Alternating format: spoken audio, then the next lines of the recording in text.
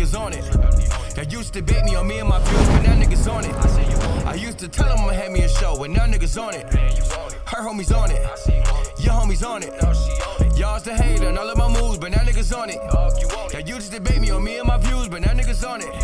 I used to tell them I'ma have me a show, but now niggas on it. Her homies on it, your homies on it. What up, what up? We back, man. The realest podcast ever. I don't know what episode this is, but it doesn't matter. 214. That's not right at all. I know it's not that. But it doesn't matter the episode number. What matters is where we at and who we with. We are down here at the brand new W Hotel, man. Cooling, cutting some content, man. I got a really great friend of mine, somebody that I've known for years. I've seen him grow. He's seen me grow. We go back to, Lincoln Homecomings and just, all types of just various things, man, as young guys trying to find our way. And I was telling him on the way up here that, the biggest kind of loop through the TRPE universe right now is just kind of like how everybody has, found their purpose and is really thriving and absolutely out here kicking ass in the world. And our guest today is a Southwest Philadelphia native, 55th Street. And a legend in the world of advertising, marketing, print media, and digital media. He recently made history by becoming the youngest and first African-American executive for the global ad agency. Is it Wieden or Wieden? Wieden+Kennedy by taking the helm as executive creative director at their Portland office.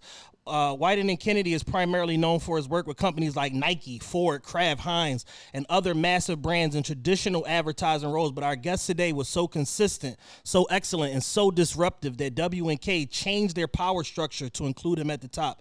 JP, as almost everyone calls him, is the creative mind behind iconic cultural clashes such as Travis Scott and McDonald's, Saweetie and McDonald's, and Bud Light's creation of their chief meme officer position, which went absolutely crazy. They had like 1,000+ applications in 24 hours.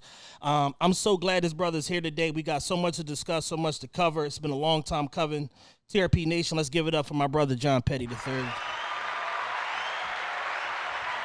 can't hear because you don't have no headphones, but some claps in there. My bad. There's some claps We're in there. clapping for you. I seen you hit the button. What's going on, brother? How you doing? What's up? Hey, yo, thank y'all for having me, man. I'm super duper proud of y'all, by the way. It's amazing. I'm, from the hood, from the city. Yeah. Really putting on for the gang, though. I love that. It's amazing energy on this podcast. Thank you, man. We're happy to have you here. What we've been doing lately, and I know you kind of, you tapped in with the show. We've been highlighting people that we feel are, kicking ass in their respective industries and making history, whether it be, black men, black women, black companies, whatever it is. We've just been shining the light on, pretty much all the people that surprisingly are in our immediate network. These are people family members. 1 degree of separation at best.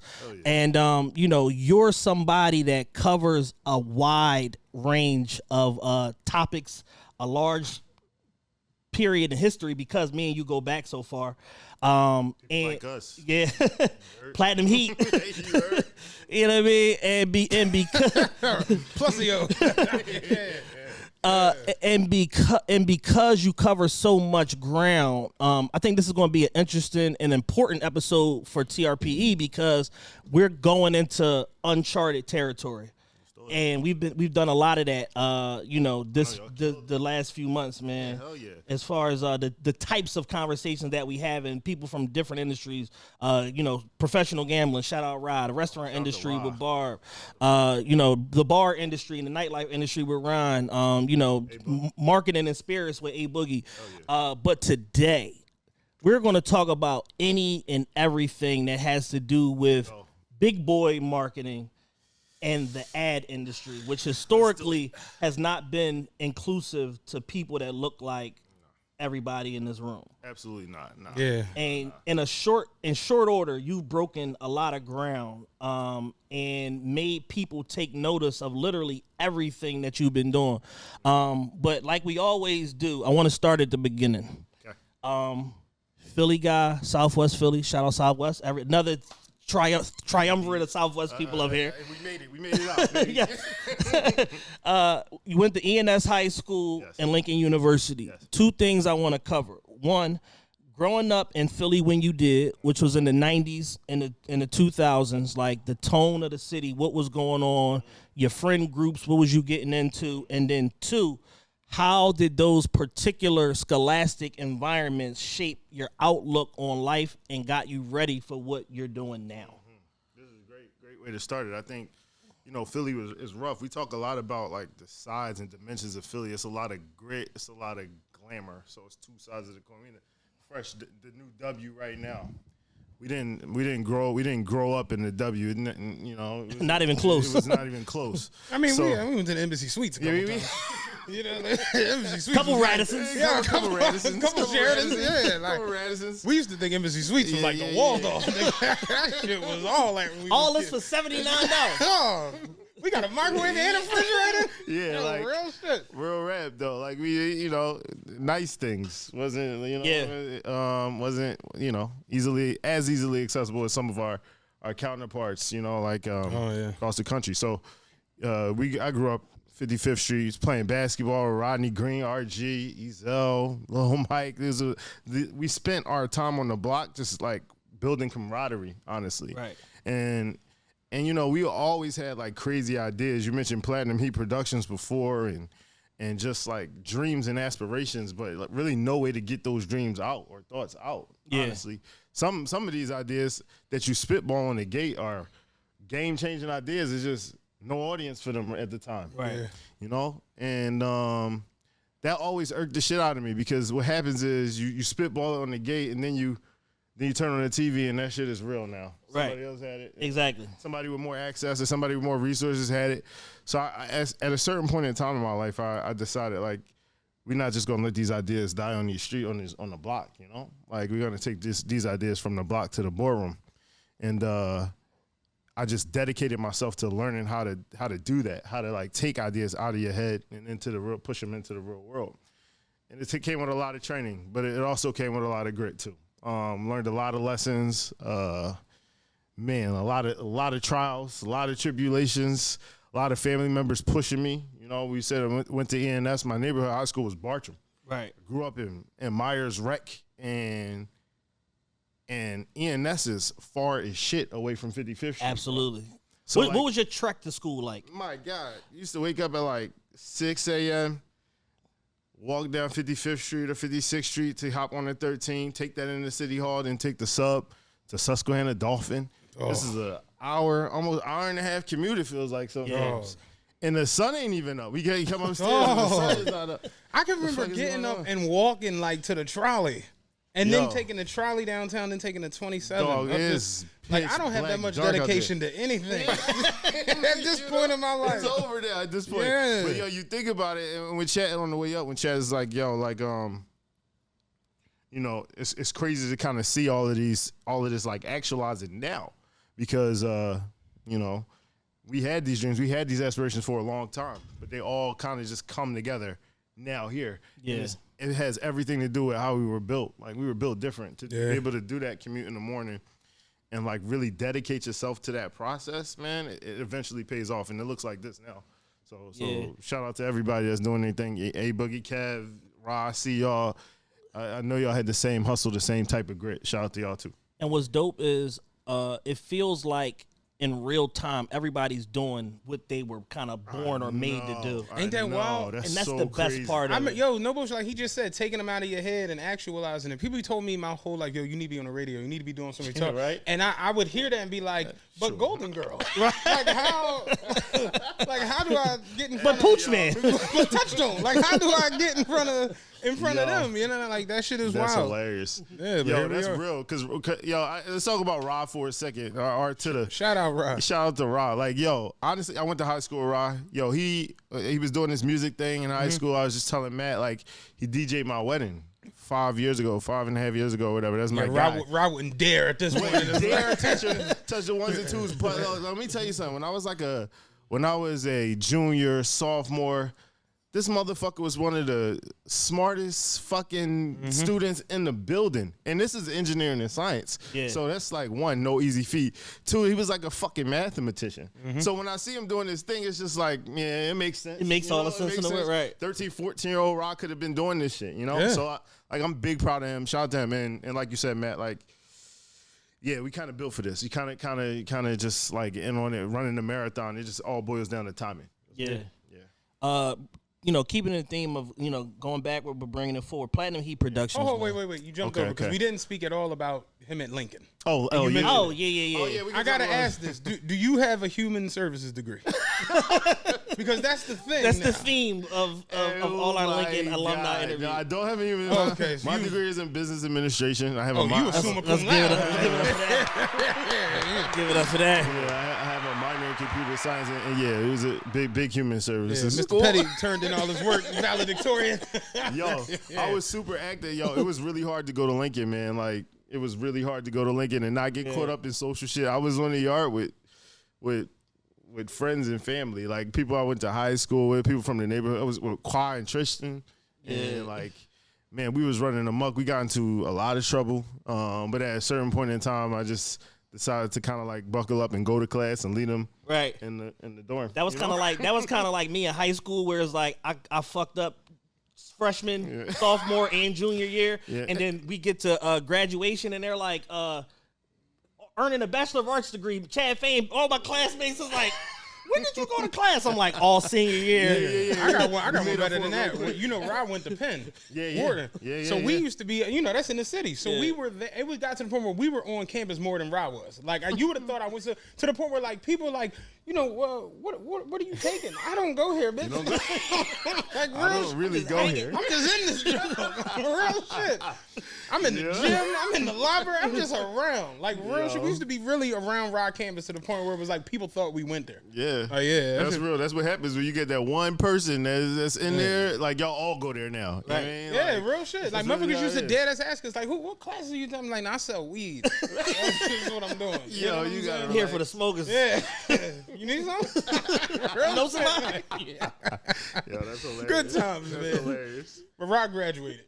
That's all that matters. You know what I'm saying? Rock, we got him through there. You know what I mean? Ground quick. Yeah, hell yeah. That's funny though. LU is definitely like, it's a liberal arts school. There are some focuses on science, but it's a human services degree machine. It's the first black first HBCU. We're gonna have some people listening to this or watching this from Cheney University. They're gonna say something about 1837. It's all cat. Those workshops don't count. Like, they was in there basically doing workshops and seminars and shit. We was giving out degrees down the street. So 1854 LU first HBCU. That's that on that. And that's that on that. Yeah, my sister-in-law Kalila will not let you forget that that's the first HBCU. Yeah, that's right. First HBCU. Yeah, hell yeah. But like, honestly, walking onto that campus is a lot of pressure. It's a lot of legacy. It casts a great shadow, like Thurgood Marshall, Langston Hughes, etc. The list is long. Dr. King spoke on this campus numerous times. Albert Einstein taught on this campus. So it's like, you can't go there and fuck up. Like, there are a bunch of fuck ups there. I was about to say, you can't? Don't get me wrong. You shouldn't. But like, that's not the move. One, they will make you feel crazy. Two, and like, nobody wants to be like the biggest loser out of Lincoln University. You can't do that. You know what I'm saying? Yeah, shout out to everybody from Lincoln, Cheney, all of the black HBCUs. Hell yeah. So overall, how would you say that your college experience was? Oh, it was amazing, man. Like, I was super active. I went there.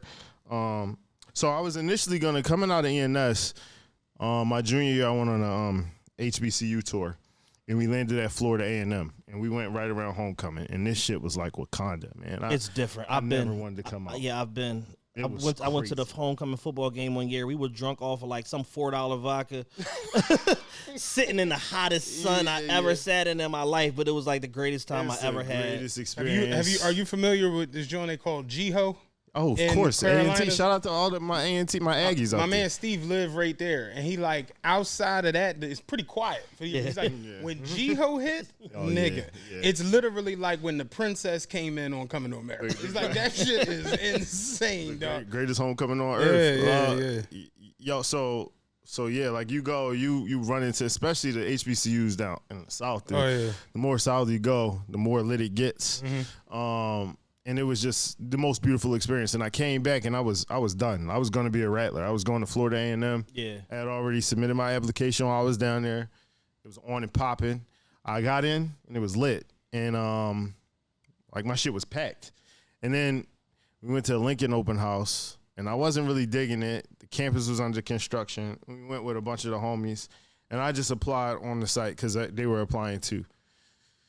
And then Lincoln they hit me with a full scholarship, and then like at that time it's with God. The decision is with God and my mom, and they're like, "Yo, you're going to Lincoln." Like Florida gave me a little bit of money, but I was an out-of-state student, and it just wasn't. It was never going to be what Lincoln offered. They couldn't put that package together. So I was definitely headed to LU after that gift, after that blessing. Yeah. One of the best decisions I ever made, though. Like, I got there. I was a student leader. I was named, like, the king of the class or some shit like that. It was pretty dope. And then I also joined the fraternity, Kappa Alpha Psi Fraternity Incorporated. And so you did everything. I did everything. I was very active. Like, he was like a big boy on roses. Yeah, that's right. Yeah. That's exactly right. That's right. It's an accurate description. Yeah. Yo, honestly, my wife, who's my girlfriend at the time, she used to hate coming up there because like we never really get time alone. We had to walk. I lived in a new building, apartment style living, which was on the other side of the campus.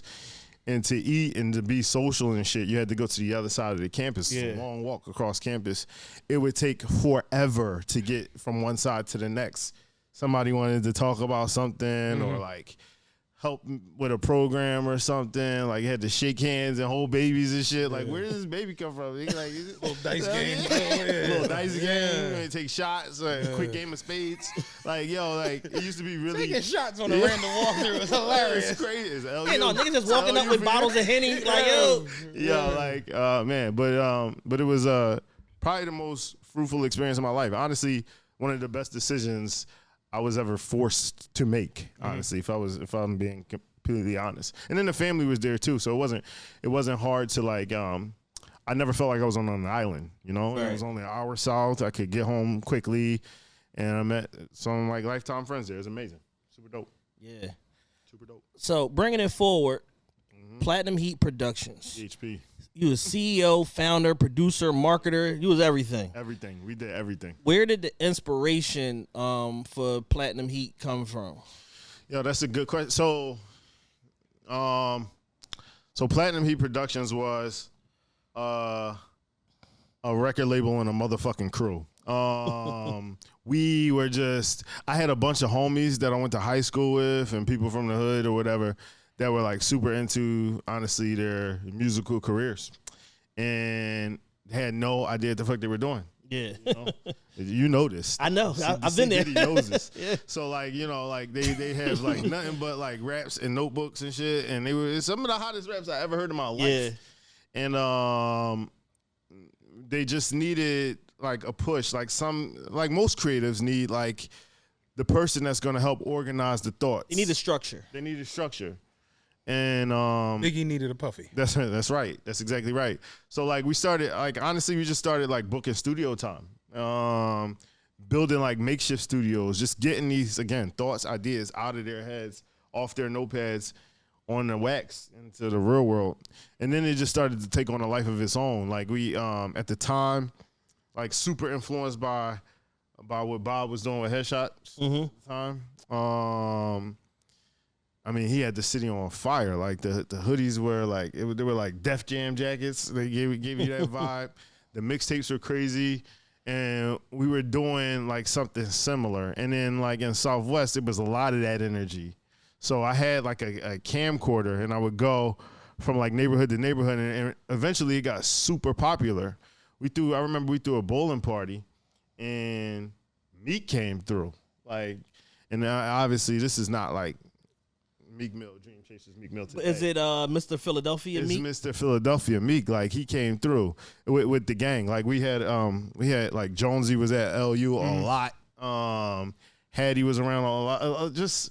It was a big family vibe. So at that point in time, like Platinum Heat Productions was just a vehicle to actualize the ideas that were parked in heads, and it just started to take on a life of its own. Like we had like a website that turned into like a bit of a blog that was like, I had contributors at Lincoln University like writing for us and shit. Shiz from The Office was my partner in building some of those. Okay. Shout out screamatme.com, which was crazy. Yo, we did the Win Awards together. That shit was so fire.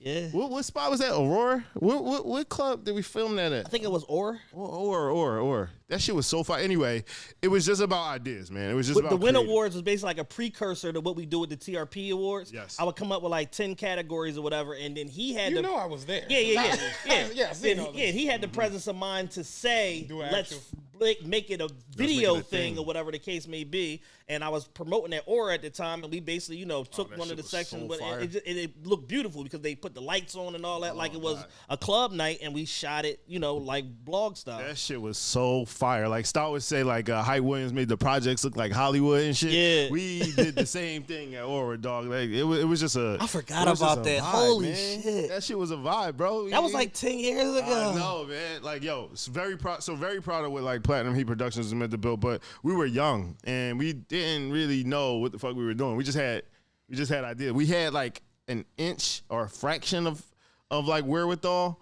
to make it all happen. But we probably lacked focus. We were also very hungry. Also had a lot of things going on too. Yeah. So like that was definitely the precursor to what is happening in our lives right now. What do you think that you could accomplish now with the information you have now, going back, being young JP? What could you have accomplished with Platinum Heat? Oh, my God. I saw y'all just shouted out Irv for like a $300 million deal. Man, we would be fucking with that. Yeah, for sure. We would barely have to work. Like my kids unborn would be straight. My nieces and nephews would be straight. Just having all of the information you have, like knowing how the boardroom operates, how to unlock money for investors and people who like give a fuck about shit like that. Right, right. Making it feel like a legitimate business to trust us, because people follow people. And while the business might be like, okay, there are 1 million people doing this.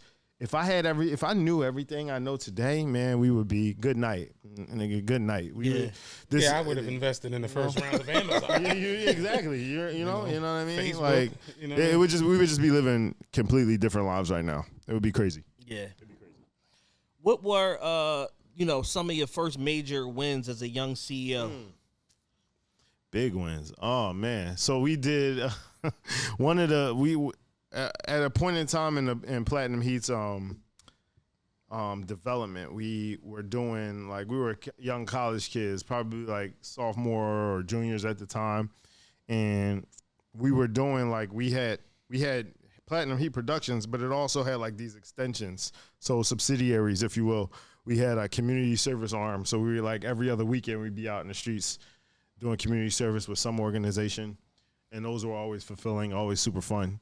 And then we also had Platinum Heat Fun, which was like a comedy series, and we were ahead of our time. We were doing like skits and parodies and shit like that. It was crazy.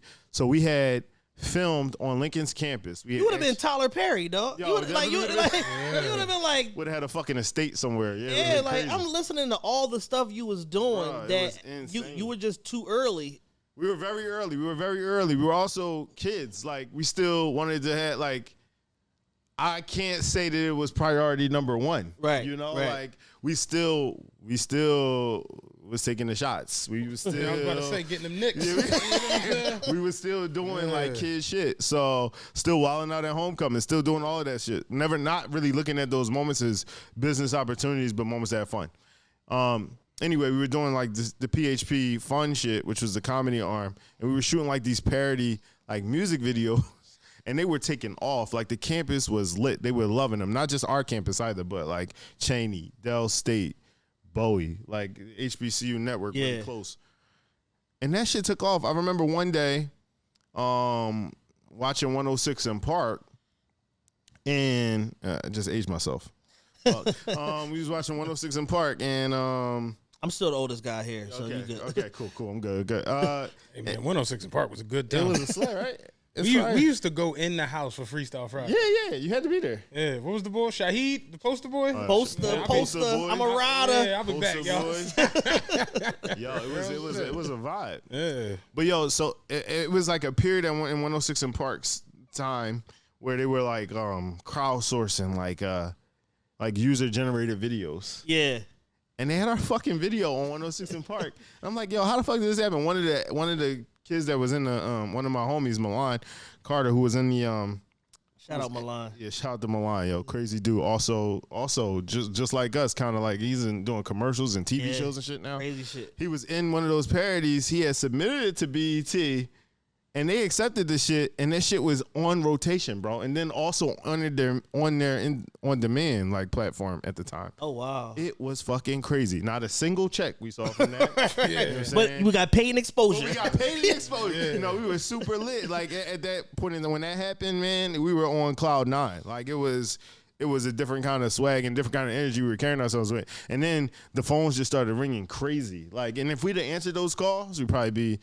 But again, like we were just sophomores, juniors. And the guys was like, no, we're not going to North Carolina to do this shit. We're not, like we didn't have we weren't in the right place to actually turn it. Didn't have the foresight. Exactly.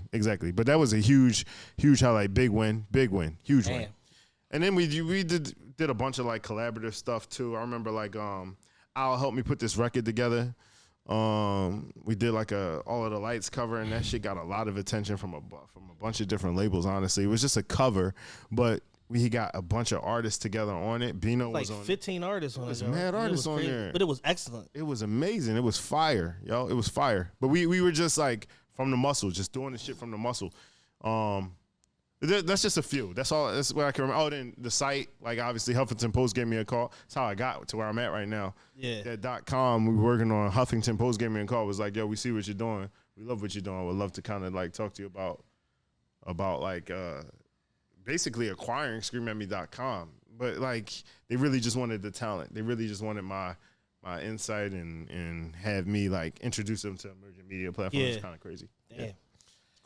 So before we get into your time in translation, I want to explore a couple things. Okay. All right, so you go through Lincoln, matriculate, get your degrees, everything like that. What is like your first real world job opportunity? What is JP doing? Oh my getting God. out of Lincoln? She laughing. So you must have done some crazy. It's gonna be good. Moneybags is back there laughing because I graduated class 09.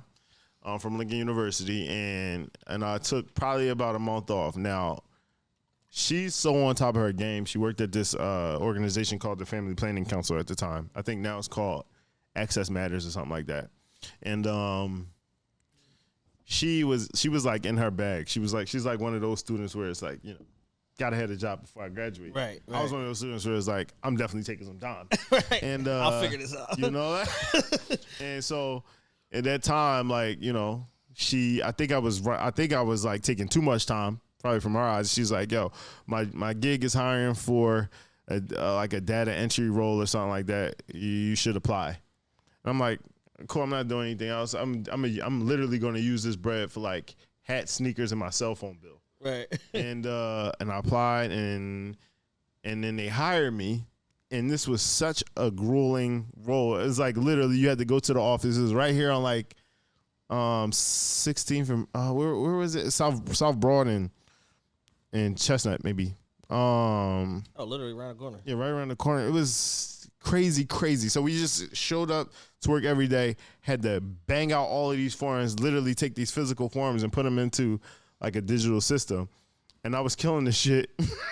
I was there like forever, like all day. And then I ended up being there for probably about 4 years. And I kept that job because I knew that I wanted to get my master's degree. So initially I wanted to go to NYU for my master's in music business because I wanted to be in the music industry.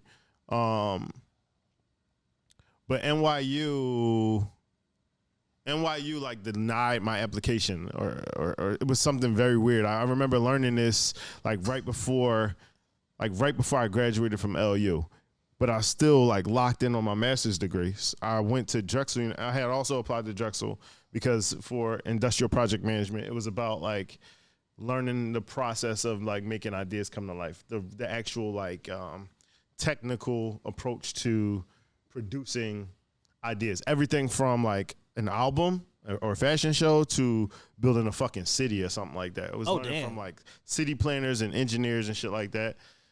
So I ended up at Drexel. While I'm at Drexel, I'm also working full time. And the shit was dope. It was lit. And then because the job wasn't too taxing, it was just enough to keep the lights on. And I was also going to school part time. by 2012, I had got recruited to a project management firm called Ram Technologies Inc. It was out in Fort Washington, Pennsylvania. And that shit was so trash, bro. Like, I was sitting in a cubicle every day working on, like, this healthcare management system, like, trying to make sense of it and shit. It was what death feels like. I'm telling you. Like, Death by 1,000 cuts? Exactly. I lived in hell. It was like literally a cubicle. All these white people, all they wanted to talk about was like golf and the Flyers and shit. And I don't know, bro. The 33 is worse than that. I'm just saying. 33 might be worse than I'll that. talk about golf. I swear to God. It was just not a vibe, man. It was like not creative at all. Trust me, the 33 ain't a vibe. I'm telling you. Yo, yo, man, like it was. So I did that for about 8 months and then I quit. It was like, so I had only had like 2 real jobs after school. It was that data entry job at the Family Planning Council that was just like it was like one step up from like a fast food job. And then the Well, I was the step in between. I worked at a credit card collection agency, fresh degree, fresh out of college for 30 days. Wow. For 30 days. A guy that was in my training class was like this older Italian guy. He was like the hot shot. This motherfucker became a manager in like 2 weeks. I was like, oh, this is trash. I was like, yo, this company is garbage. I'm out of here. And then I started working for Enterprise like a month later. Oh, yeah. No bullshit. First job out of high school was some bullshit. I was working at a telemarketing firm. Oh my, and I couldn't sell shit over the phone. And there was this one nigga, his name was something Crittenden. I remember that was the last name. This nigga could sell water to every call this nigga was selling something. He told the woman he called and she was like cooking dinner. He's like, it smells delicious, man. Let me just talk to you. Like, he was that good. Like, smells delicious. Dog, that nigga was amazing. Where was your firm at? Where was you at? It was not a firm. It was a room. It was a room. Where was the room at? You remember where King of Jeans was at? Nah, where is that? It was like South Philly, like past Young Ave. Okay. Down there? It was on that block. Oh, man. Because I remember one of my first paychecks. Did your checks clear? Yeah, I bought some jeans. That's the truth. Yo, about to go spend this 180 immediately. Like, dog. Yo, that's hilarious. Good times. Yo, like humbling times though. Yo, when you look back on the bullshit you did you had for to currency, like why didn't I just sell heroin? Like, I was tweaking, dog. Like, that shit was crazy. Yo, I really used to go the fuck down to the telemarket. Yeah. And not make sales. And not make nothing. No sales. Nothing. Check not even really that. Like, I remember there was a bad chick that worked with us. She called this one guy. She had like the biggest sale in like company history at one time. He bought like 200 shoes, and I was like hating, like it's only because she looked nice, but it's like he can't even see. He's on the phone. What the fuck? Like, that was a wild time, dog. Yo, honestly, that's it be like that. Like, like, yo, you surrounded by people who are built to do this thing, and it just becomes more clear to you every day. We gotta put one of those on for you. Patreon. What was your first job and how terrible was it? That's fine. I love that. Yeah. I mean, you learn something from it. You might not cake all the way up, and you might hate it, but it definitely teaches you something. You'll learn it over time. But I was at that job for 8 months probably, and then I quit with nothing. And it was crazy because, like, man, I was like, I had just bought a crib. I had bought a crib in 2010. This is like 2012 when I left. Mm-hmm. In 2010, I bought a crib. I closed the crib on 55th Street, and I had responsibility now. Yeah, you're an adult. I was an adult, and so like quitting that job wasn't easy. But I also knew that like I felt terrible going to this job every day. Like, yo, it was like a family-owned business. I was like working. The nephew was like my colleague or my peer, and he was built, literally groomed for this shit. So like, I'm every day like, this is fucking miserable, and this motherfucker is like lit to do this thing. He's like on fire, much like your man. But like, it just became clear to me I can't do this shit. So I just quit and bet on myself. Honestly, I started like, I called Huffington Post back. I started freelancing for like a quarterly publication called Rain Magazine, and it was freelance, but it wasn't like, like it was an opportunity for a creative outlet, but it definitely wasn't designed to keep the lights on every day, But it definitely helped open the doors to what would eventually become translation. Right. So, how did you? All right. So before we go to translation, the world of advertising is one that historically isn't really filled with black and brown faces. What even made you interested in making a foray into an industry where you kind of know going in, you got to do a lot of heavy lifting in order to get noticed? All right, so you remember the Source Power 30 issues where they would highlight like the power players who lived behind the curtain, kind of like. I remember flipping through these issues and reading about these guys. This is where you would find Irv. This is where you would learn about Irv or Stoute, which is where I learned about him. So there was that. Like I used to like imagine myself in those pages, in the Source Power 30 pages. So I wanted to do that, but also learned that like there are other elements to this shit. Like you talk about I think y'all talked about this on one of your past episodes where it's like, yeah, you want to be a ball player, but like the world of sports is huge. Like, who's growing up wanting to be Rich Paul? Like, who's growing up wanting to be like the other power players in the joint? So I was that kid. Like, I wanted to be the Steve Stoutes or like, you know. It is crazy how people don't really understand it, that it's more Rich Pauls than it is LeBron. That's a fact. You know what I mean? Yeah. It's more Steve Stoutes than it is Jay-Z. And because now you have a Rich Paul that's been pushed to the forefront. Exactly. Now you have a generation of, you know, kids, black, white, and other that aspire to want to be Rich Paul. Because Rich Paul is fucking about to marry Adele. He just closed on a $90 million house. And his life is great. His life is great. He's got a fucking signature New Balance. Yeah. Still. He ain't had to go to practice at 6 in the morning. No one has ever cracked him. Yeah, he's not on the bad end of a House of Highlights clip. You know I've never been swept. You know what I'm saying? That's a good I'm undefeated at life. Undefeated. You know what I'm saying? Yeah, exactly. So these guys who and I would say like the Source is kind of like the first to that because they dedicated real estate to putting a spotlight on these people. You know, like, and it was those people I grew up wanting to be like, and I remember so vividly. I'm gonna go back a little bit, but like it was probably 2001 Sixers finals run against the Lakers. Reebok A5 commercial. Jadakiss Trackmasters. This shit was just very different from anything else that was on television. Disruptive. It was disruptive. I say all of the time, it's couched between like a Tide ad and a Gap ad. Like that shit is going to stand out to a kid like me. I remember being so enthralled with this commercial, man. I like fucking recorded it and committed it to memory because this shit was like my favorite song at the time. Like, this shit is amazing. It was amazing. And I remember thinking like, yo, I want to make shit like that. Like, I don't know who made this. I don't know who put this together, but this is the shit I want to do. Fast forward, Stoute I find out that he is involved in that project. And this is like, man, this is like, what do they call this thing that he's doing right now? Like, it's advertising. It's marketing. It's like connecting audiences to brands and personifying brands, presenting them in a way that develops like this emotional connection with people who are going to eventually buy their shit and advocate for their shit. You know? Yeah.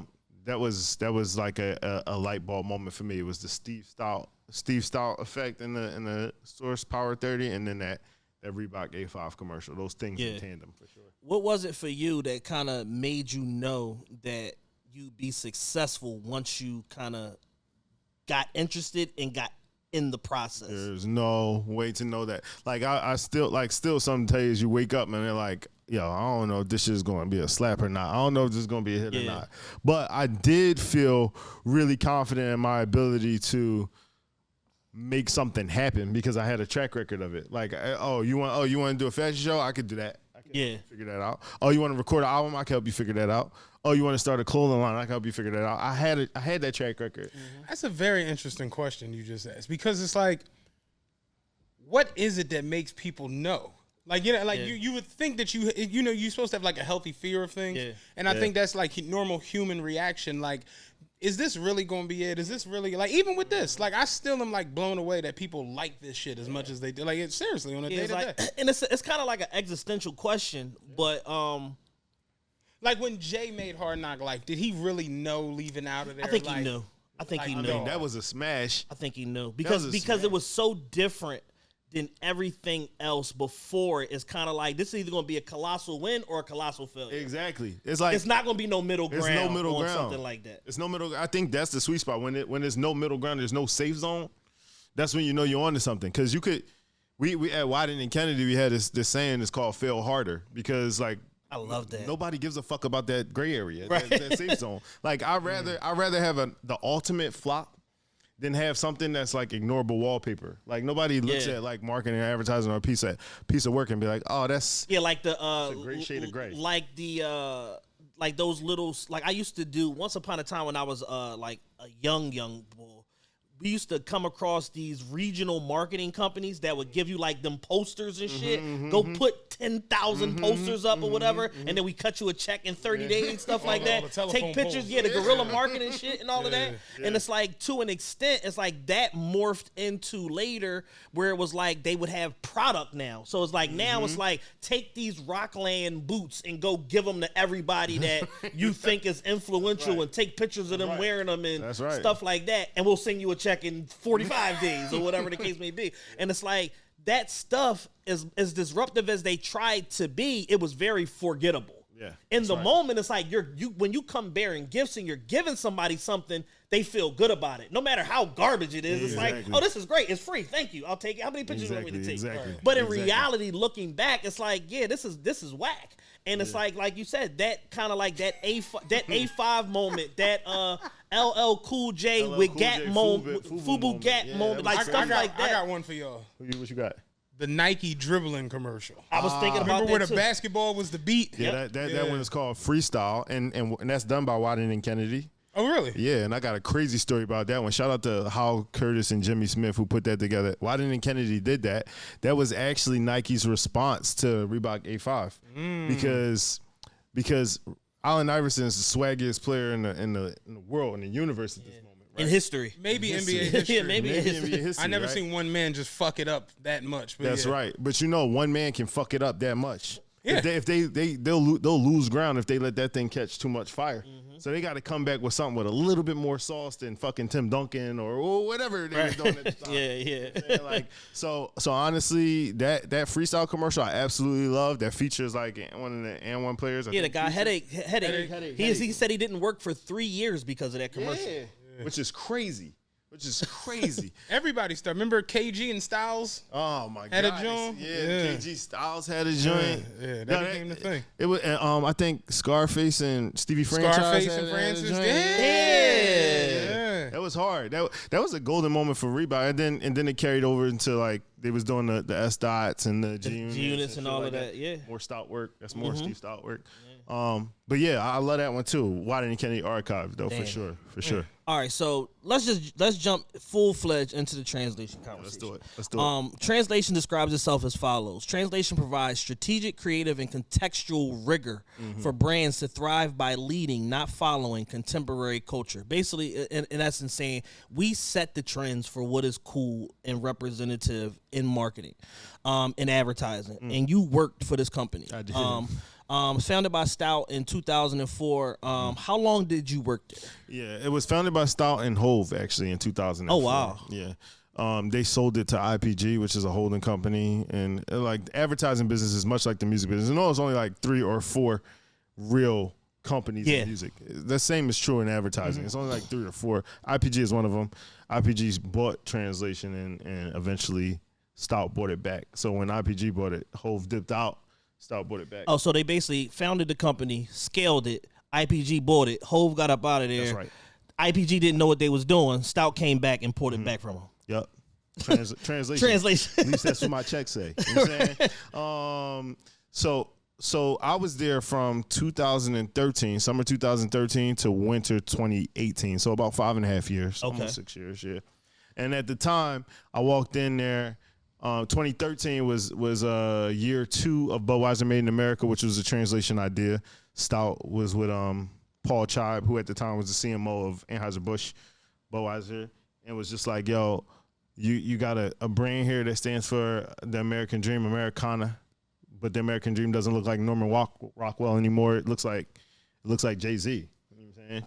So what are we gonna do about that? Right. Like, you're losing share a voice, share a market to like younger, cooler, swaggier consumer who look at this guy as an idol. You should figure out how to maybe create a tasting event of some sort for your product. And Budweiser Made in America was born. That was 2012. 2013, I was gang, and I worked on the second year of Budweiser Made in America, and that shit was crazy. I was working on Bud Light Platinum. Remember the Ritas? They called it like THAT juice at the time. Oh, the Llama Ritas and the Oh my goodness. We was working on that shit. We was also working on State Farm, Cliff Paul, like the basketball shit. We did that. We built that out of translation. A bunch of shit, man. Iconic shit, man. Iconic shit. Yo, honestly, it took a lot out of me, yo. Honestly, like it was like nights, weekends, like it's a fucking blur now because it felt like, you know, just nonstop energy being a sponge. But honestly, the guy is a visionary. Stoute is a visionary. He only hired visionaries. So I was working with like some of the smartest people in the industry. Yeah, honestly. I was going to ask you, you know, because Stoute, he's a cultural icon, but he's a character. Like, for sure. And you know, you see, like he doesn't do a lot of interviews, but when he does, it always like it chasms through the culture, and there's always some soundbite or whatever. What is it like working with somebody like that with such a robust personality? Yo, I remember probably my first month there or something like that. I walked up, go to the 12th floor. At Translation, we had an office in Times Square, and there was like in a building that had 12 floors and a penthouse. His office was the entire penthouse, and he would sometimes like smoke cigars in that penthouse and have the whole 12th floor just smelling like a Cohiba. And this shit was, and then he would also like, you know, walk around in his socks, like show up to me as dumb late, just hoping the train had already left the station and shit like that. Like, but I will say though, like visionary though, man, like this guy is living probably 10 years ahead of all of us right now. Like his ideas are so future forward that a lot of this clients are just in line. They gotta wait. Yeah, a lot of it is unbelievable. Like even like the concept of like the tanning of America and stuff like that, and knowing like we are a melting pot now in theory, but where we will be in 30, 40, 50 years, where everyone will look like each other and assimilate to the same cultural stuff, and using hip hop as kind of like the rubric and the tie that binds everybody together is like, and understanding that 5 or 6 years ago when he wrote that book. Yo, I'm telling you, like the kid is on another wavelength, man. Like it was, like honestly, it's just a quick story that he should probably tell. Like, but tell him to come tell. Hey, get him come slide through. We'll pull up. Yeah, we'll pull up. We got shit to do. You know what I'm saying? like he was working on. I think he was at Sony or whatever, working with Will Smith on the Men in Black soundtrack. And Men in Black is a smash, obviously, in Hollywood. And obviously the soundtrack is huge. It's Will Smith, right? Whatever. But and obviously, you know, Ray-Bans play like a massive role in the Men in Black story. The glasses, right? Yeah, that's right. The glasses. He was shooting the video, and after the Men in Black video, the title video. Here comes the Men in Black. He's shooting this joint. It goes live or whatever. Ray-Ban stock go up some like 5% or some crazy shit like that, which is huge for Ray-Ban at the time. But the soundtrack goes like fucking 10 mil or some crazy shit like that. It goes crazy, but it doesn't even scratch the surface of what Ray-Ban does as a business. And that was his light bulb moment when he knew he had to kind of get the fuck out of the music business into like a more fruitful business, which is like connecting brands to culture in that way. Yeah, because that is if you can repeat that, you can scale that, and you can go stupid off that alone. And he's just been running that play. But the way he adds dimension to the plays is the sauce, is the secret sauce. I learned so much at Translation in those 5.5 years. I would not be who I am today, obviously, without that experience. But I don't think if I was at any other shop, I would have lasted that long in advertising. Yeah. Because he just views the world differently. For him, a brand presents a problem or like a new offering or product offering, his brain and his team's brains don't go directly to like a 60 or 30 second television spot or commercial. He thinks about the shit outside of the box. Could it be a sneaker that's the answer to this? Could it be a festival that's the answer to this? Could it be a fucking video game or something that's the answer to this? and he does a hell of a job leveraging all of his relationships to make that shit happen. For real. What would you say were some of, you mentioned a few, but like some of the biggest and best like campaigns you worked on at Translation? Yeah, definitely those ones. Like Budweiser Made in America is probably one of my favorites because right here in the crib. We worked on a Kevin Durant sprint thing when he was like downsizing on his way out of Rock Nation. He was like shaving off his brand partnerships and left just a few. Sprint was one of them because of the idea that we brought to him. Super proud of that. There was also the Defiant ones. We worked with Dr. Dre and Jimmy Iovine with HBO to put the Defiant ones out. That shit was super, super dope. Shout out to Allen Hughes. They did a hell of a job putting that story together. It was just a privilege to ride shotgun developing that. The NBA, we won the NBA. Like I remember being in the pitch, we worked on This Is How We Played. They still work on, that agency's Translation still works on the NBA right now. They just did NBA Lane, the one with Michael B. Jordan, I think, driving the school bus and shit.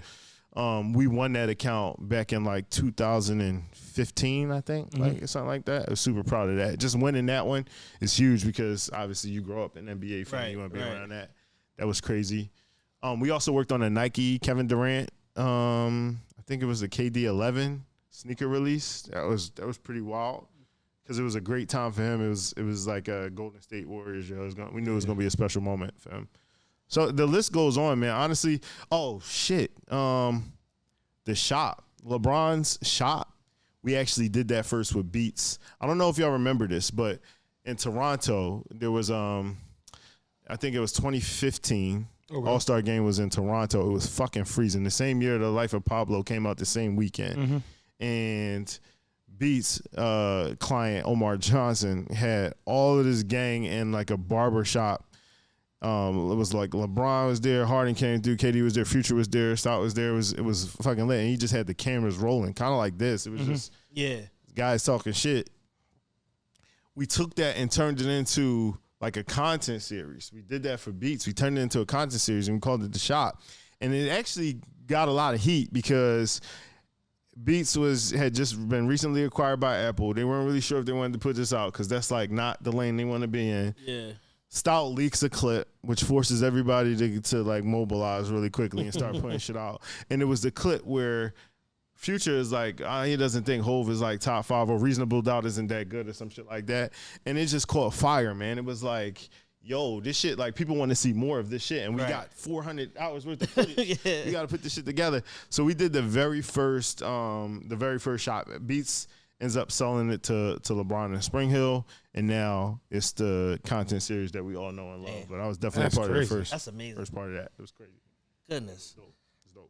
How do you think that your overall experience at Translation prepared you for the role you ended up taking at W&K New York as the head of social? Oh, yeah. Like, it taught me the game, man. It taught me to think about social differently. I think, like, in these marketing conference rooms, when we think about social, our brains go straight to, like, a platform like Twitter. We're going to put this shit up on Twitter. We're going to put this on YouTube or, whatever.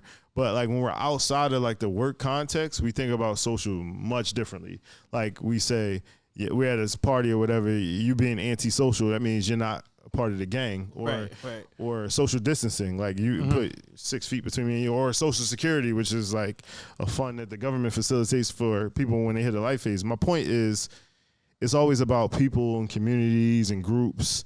It's the way we think about social outside of the work environment is never really about a media platform. It's about people and how they interact with each other. I learned that at Translation. Yeah. And so to be able to like convey this or communicate this in a boardroom with clients who are relying on you to be the expert in this space is mind-blowing. They're like, whoa, we can think about all of this differently. Yes, a television commercial can be social. Doesn't have to necessarily be on Instagram to be social. Right. So learning that game from all of those wizards at Translation and taking that over to like one of the greatest agencies on the planet was like a major key. It's kind of like going to the school of hard knocks and then MIT. Okay. Like you get the best of both worlds because you understand the culture, the thing that Wieden+Kennedy doesn't necessarily have a great like grasp on. but then they can teach you all of the rigor and the traditional process in the world because they can do this with their eyes closed. Well-oiled machine. And that makes you coming in an invaluable asset because you have a whole different perspective and a whole different rubric that of how you were trained and learned and all of that and how you approach the industry. That's absolutely right. And they made that super clear. Honestly, I was hesitant because I felt really good at translation. I mean, yes, there were some struggles, and yes, it had all of the things that jobs have, but also Stoute is kind of like pseudo famous. We weren't making as much as I knew we could be making, and we had something super exciting bubbling in United Masters. We were working on the launch of United Masters at that time, so his translation team was working on the United Masters. Yes, launch? I was the translation team working on the United Masters launch. Me and my partner Joel Rodriguez, my guy, we were a 2-man wrecking crew. Honestly, just like in the trenches every day, thinking through how we were going to introduce United Masters to the world. It's like so nice to kind of see like how that thing has matured. But yeah, we were the squad. We were doing translation shit half the day, more than half the day, and then we were doing United Masters shit for the rest of the day. It was crazy. But yes, Wieden+Kennedy, I was just like, yo, the thing that y'all do really well, I play a different game, and they were like, that's why we want you. Exactly why we're so did they recruit you? Yes. Kelly Peterson, the recruiter at Wieden+Kennedy at the time, she's fucking amazing. She was just on a tear. She was like, yo, we need to get the right person in this role to really transform our whole shit, because if we stay at this pace, we're going to become a dinosaur. And this year, Wieden+Kennedy turned 40 years old. This was 4 years ago now. So she knew that, like, if we didn't modernize what our output was, then the phone stopped ringing. Yeah. You know? Yeah. So she knew she had to get a team, like a bunch of people or like the right people around the organization to really kind of turn that shit up. So how would you say your overall transition was from translation to Wieden+Kennedy? It was hard as shit because translation was like, it was a lot of sauce at translation. It was I had a bunch of coworkers that looked like me and came from where I came from. That's what I was gonna say. Probably the was it an element of culture shock? Yes, for sure. I remember when I started at Wieden+Kennedy, really early on in my my duration there, my tenure there, Nip was killed. And I remember going into the office somber as shit and expecting the whole office to also be somber as shit, because at translation, we might have closed that motherfucker. Yeah, we might not. Might have been a holiday. Might have been a holiday. At Wieden+Kennedy though, it was just like business as usual, and I remember being like really fucked up by that, like super fucked up by that. Like where am I? Yeah, like, man, this isn't really. You know, it was just tough for me to cope with the fact that it's not the same people. It's not the gang. And I remember really, really missing the gang. Yeah. And thinking like, did I make a mistake? But then I thought, like, I remember thinking, Wieden+Kennedy is like the LeBron James of like what LeBron is to the NBA, Wieden+Kennedy is to advertising. Mm-hmm. So if we can get this shit really right, the whole industry will follow. It's the only reason I came, is because I felt like they're a real leader in the category, and if they buy into the shit that I'm talking or the things that I know we can make together, we're gonna change the world. Yeah. And so like I remember having that internal battle, like, do I want to put up with this cultural dissonance that I'm feeling right now in service of like a greater good? And that was a struggle for me, honestly. For a few months. I remember the managing director at the time, Neil Arthur, was like, yo, man, you just want to make sure you like. You all in? Like, I don't know. I'm like, I don't know. I'm not really sure, but it was we thugged it out, man. It was good. It was like I wanted to make so many jokes right there, but I just couldn't because it was a serious situation. It's Nip, you know what I'm saying? Yeah. I wanted to make a Nipsey Russell joke so bad, but I couldn't do it. You know what I'm saying? Yeah, like. that's got to be a lot on you though to be in that situation where you running around Stoute and all of them, where it's like they know what's up. You know what I mean? They know what's up. You know what that's like coming in. Yeah. And over there, it's just literally like, what's wrong with you? Yeah, it's business as usual. It's like, yo, is everything okay? You need some time. We got parsnips in the break room. Yeah. Yo, basically, yeah. Like, and translation was crazy. It was kind of like a label. Like Nas would come through there, Brandon Marshall would come through there. It's just like the homies. The homies were there. Like, I remember one year we had a holiday party at Translation, and it fell on my wife's birthday. And I was like, yo, I'm not coming to this holiday party on my wife's birthday. And they were like, yo, bring her. And I spoke to her about it. She's like, you know what? Fuck it, I'll do it. We can just celebrate the birthday the next day, whatever. The whole agency sang happy birthday to her. And then Nas is in this section. Started like, yo, and Esco wishes... he leans over and was like, yo, I heard it's your queen's birthday. Yo, happy birthday, queen. I'm like, she doesn't give a fuck about that. But I'm like, yo. This is everything to me. I'm really, like, I'm never leaving. You like, yo, my birthday in October, man. Like, I'm never leaving this motherfucker. I love it here. Can I get a preemptive birthday shout-out recording now for myself? It's crazy. Post this shit in 6 months. Yo, shit is really, really, really wild. Like, translation was a different speed. It was a different speed. But I did know that they played like a really specific game, and I felt like I had learned a bunch there, enough to kind of like put it in my tools. What made you even interested in? I mean, it seemed like you loved it. You know, loved it. Still do it. Still gang. Still love them. What made you even interested in pursuing another opportunity? But an opportunity pursued you. But what even made you say, "I'm going to entertain this"? Big, just scale. I was about to say the reason Jalen Brunson signed with the Knicks. Really though. Like honestly, I mean, my bag wasn't 110 mil, but like it's scale. It's like, first of all, translation is great, and at the time they had like a remote office. They had a remote office in Chicago when I joined. They closed it because State Farm is a major agency client, but they closed it. Then they opened up an office in San Francisco Dogpatch area because they wanted to be closer to tech for United Masters. Yeah. Mm-hmm. But Wieden+Kennedy is like the largest independent agency in the world, man. We had 8 offices across the globe, bro. Off rip. Yeah, off rip. And then obviously, like, I didn't know what Wieden was walking into the place, but I knew the work they did. In 2018, this was like Just Do It 30th anniversary of the Colin Kaepernick shit. So they kind of had the world on fire at the time. And it wasn't their first time having the world on fire. Yeah. But I also knew, again, like my honest evaluation of their work was they always stopped short. Like they never take it to the next degree, the next like level. They played it safe on always a lot playing of stuff. Play it safe on a lot. I'm sure they would say they didn't. Just from my seat and who I am as an audience member. Like you can go further. I know I had something to offer the fucking Warriors, the Yankees, to win a few more chips. You know? Yeah. You know? So for me, it was just about like opportunity and influence. Like honestly, too, at the time, Wieden+Kennedy had 2 black men running their offices in the U.S. In Portland, there was Carell Dixon. In New York, there was Neil Arthur. And I saw the trajectory of black men who spent time at Wieden+Kennedy. It was stupid. Yeah. It was like, oh man, like no, you don't understand. Like life's good on the other side of this thing. No matter how long you work here. It's kind of like going to Ivy League. You could fucking flunk out of an Ivy League, but you got Harvard on your resume though, bro. And if you come to Harvard and kill it, man, the world is your oyster at that point. Yeah. Yes, that's right. Yeah. So I knew like going in, like this could be not just really good for me, but also really good for us. I knew I was going to end up being in a super influential position, and I knew exactly how I wanted to use it. Yeah.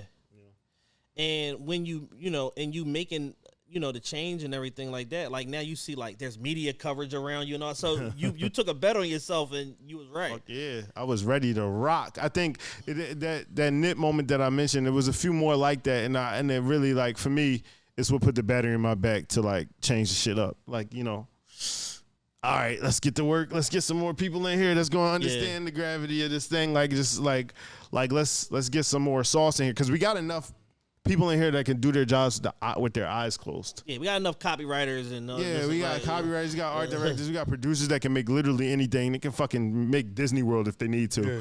But like getting the people in here with the dope ass ideas and the dope insight that actually come from the block and had those ideas that we had on 55th Street, like, or whatever. Like, I want to be able to put them in the room and see how this works with the professionals that can actually do this. Like teach them the language, teach them the lingo, the lexicon or whatever, and then set them off on a crazy path to kind of just create net new shit. Absolutely. Like that's the only way we're gonna get to like making A5 shit out of here. You know, like I want to make the Reebok shit out of here. Yeah. You know. So tell us about the bodega hub that you was in charge of at WK New York. Yeah, bodega. So like like I said, like the whole social bit that at being the head of social, they weren't really doing social work well. They were doing like spectacle work. They were doing like anthemic work. I think they had done good social work in the past, but it was work that they kind of stumbled into, and they didn't really have like an approach on paper that could like we could like rinse and repeat or like kind of take that approach and apply it to different briefs or projects. They didn't really have that. More so like got lucky as opposed to like exactly. a proven strategy. Yeah. It's like there's no strategy here. It's just like, oh, you got fucking lucky. Or you're Wieden+Kennedy. They're gonna talk about this shit anyway. Yeah. Or you're Nike. They're gonna talk about this shit anyway. Right. So like we wanted to figure out how do we put a team together of like internet creatives, and by internet I just mean like a team for the culture, like a group of people who are like kind of like fucking the rules, like not adhering to them, right, and just playing a different game. So we started hiring different types of people, and we called this like Mission Newsroom. We wanted to have our brands be super relevant to conversations people give a fuck about. And what we knew was we couldn't take somebody from Black Twitter and sit them next to like a Super Bowl script writer and say, you're their teacher now. Right. Because this system's gonna break. Either they're gonna be so fed up with this person and they're gonna fire them and send them home, or they're gonna turn into a Super Bowl script writer, and we don't need them to be that. So we just took the philosophy and started building it over here. And we were doing this at Wieden+Kennedy New York, which is in Soho. And then the more people you get around it, like obviously, like you want to leave this thing open, have it be an autonomous space, and people want to get their fingerprints on it. They're like, how would you describe the newsroom? Like, what is it about this newsroom that's gonna be the differentiating factor? We're like, yo, super convenient. It's fast to the delivery. It should be of the community, and it should be always provide like value and be quick and reactive, and always be like, you know, they're like, it sounds like you're describing a bodega to me. And that stuck. Honestly, they started putting it in decks, and like some copywriter was like, yo, we fucking love bodega. We love that idea. Like, let's triple down on bodega. And then the rest is history. Now we're getting case studies off of McDonald's. We're getting case studies off of Bud Light. Amsterdam is like, yo, we want to build one for Nike. Portland is calling like every 2 weeks, like, yo, we want to really figure out how to make our social better. So the New York socials team really birthed bodega. And then bodega started to kind of spread like wildfire amongst the Wieden+Kennedy network. It was pretty cool. Yeah. And then you walk into new business meetings and you have like a dope ass philosophy and moniker like that. Most clients get super excited about that. They're like, yeah, I want my brand to do shit like that. Yeah. And then they look at like Nancy, who's running their social media, and she's fire, and they're like, yeah, you got the keys now, you know, shit like that. You know? Yeah, that's fire. Really dope. What were some of the most successful and disruptive projects that came out of the bodega? Man, when we won McDonald's, I think that was like the fall of 2019. It was crazy because famous orders. So we mentioned like the Travis Scott meal and the Saweetie meal.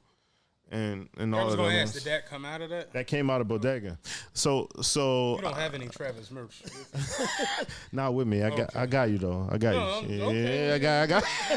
Closed mouths don't get fed. Like so approximately what sizes are you able to?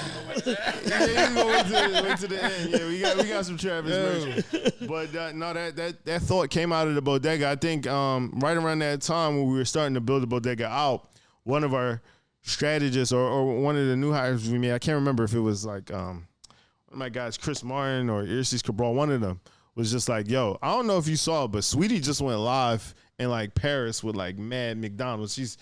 it's just disgusting. Right. Like, she's putting like nuggets on quarter pounders and shit like that. But like, I don't know what McDonald's would even. I don't know if they would touch her with a 10-foot pole, but y'all should know that this is happening. And we were like, shit. It's amazing where shit comes Yeah, from. yeah, it's crazy. Yeah. And we were like, yo, that's really crazy. And then, McDonald's is not going to touch Saweetie with a 10-foot pole. Right. They're like, yo, who the fuck is that? Like, why are her titties out? And like, she uses a lot of like profane language. Yeah. A lot of filth. A lot of filth. There's a lot of filth in there. And also, she's just like not famous enough for our system. Like, what are you going to do? Like, introduce Saweetie to the world? And we were like, okay, but like, what if you had this thing? Like, it was actually on the back end of we did a Super Bowl spot where we were sliding trays out, and it was just people's meals, and we would put their name under their meals. So it'd be like Kanye West, and then you had like meals on the tray. Yeah. Kim Kardashian, meals on the tray. Nobody's faces, just their names and their meals. Right. And that shit took off. It became like a smash on Twitter because brands then would, like other brands would weigh in and be like, yo, I would order this, or like people would be like, I would order this. Yeah. And we decided as Bodega to just like make those trays and give it to them. And they would obviously retweet it and then go crazy or whatever. But again, like a really social idea coming out of a television spot. That was the first hit Bodega had, like the first big smash Bodega had in the building at that time. And then the Saweetie thing happened, and we put that in front of the client. They were like, I'm not really sure. And then the pandemic hit. Yeah. And they were like, we need to get people in the restaurant, or like at least in line, in our drive-through line. They need to know that McDonald's is going to be able to like hold their hand through this crazy time and shit. Yeah. Like, we're not one of those restaurants that's going to fold. We're here. We in the community. We here, or whatever. And then they were like, how do we take that famous orders platform that we introduced at the Super Bowl and really blow it up? And so we blew the dust off that Saweetie deck and was like, yo, like, we got this crazy idea where you can go live with your favorite artist with their meal specifically. Imagine out giving signature meals out, like Nike gives out signature deals. They were like, fuck. Right. This would be amazing, because that's crazy. Brands like this because they don't get overshadowed by the fame. Like, it could easily turn into like a Travis Scott thing. But if Travis Scott can stand next to this quarter pounder with cheese and they can share like equal real estate, it's pretty fire for them. Right. From their perspective, they think, we're in a great place with this, which is great for us. And so that brief came through, and then we ended up building this famous orders platform. Bodega was an integral part of that. And we landed on Travis Scott. It was crazy. We landed on Travis Scott because I saw the Gotti video that he did with Pop Smoke. They were in Ferraris in Brooklyn, and they were in a McDonald's parking lot. And Travis Scott is literally like crushing McDonald's out of the back, but it's all blurry and shit. Obviously, the legal departments were not consulted on that one. But I took that video back to the office, and back to the client. Was like, yo, y'all don't know this. This is our fucking layup, though. Like, Travis is our fucking guy. Fuck a layup. This is a reverse 360 off the glass. Like, exactly. They were like, we don't know who they didn't know Travis Scott. Well, the organization is not run by the clients in Chicago at Hamburg University. Got it. It's run by like franchisees, the people who actually own these McDonald's across the country. And these are like, most of them fly over states.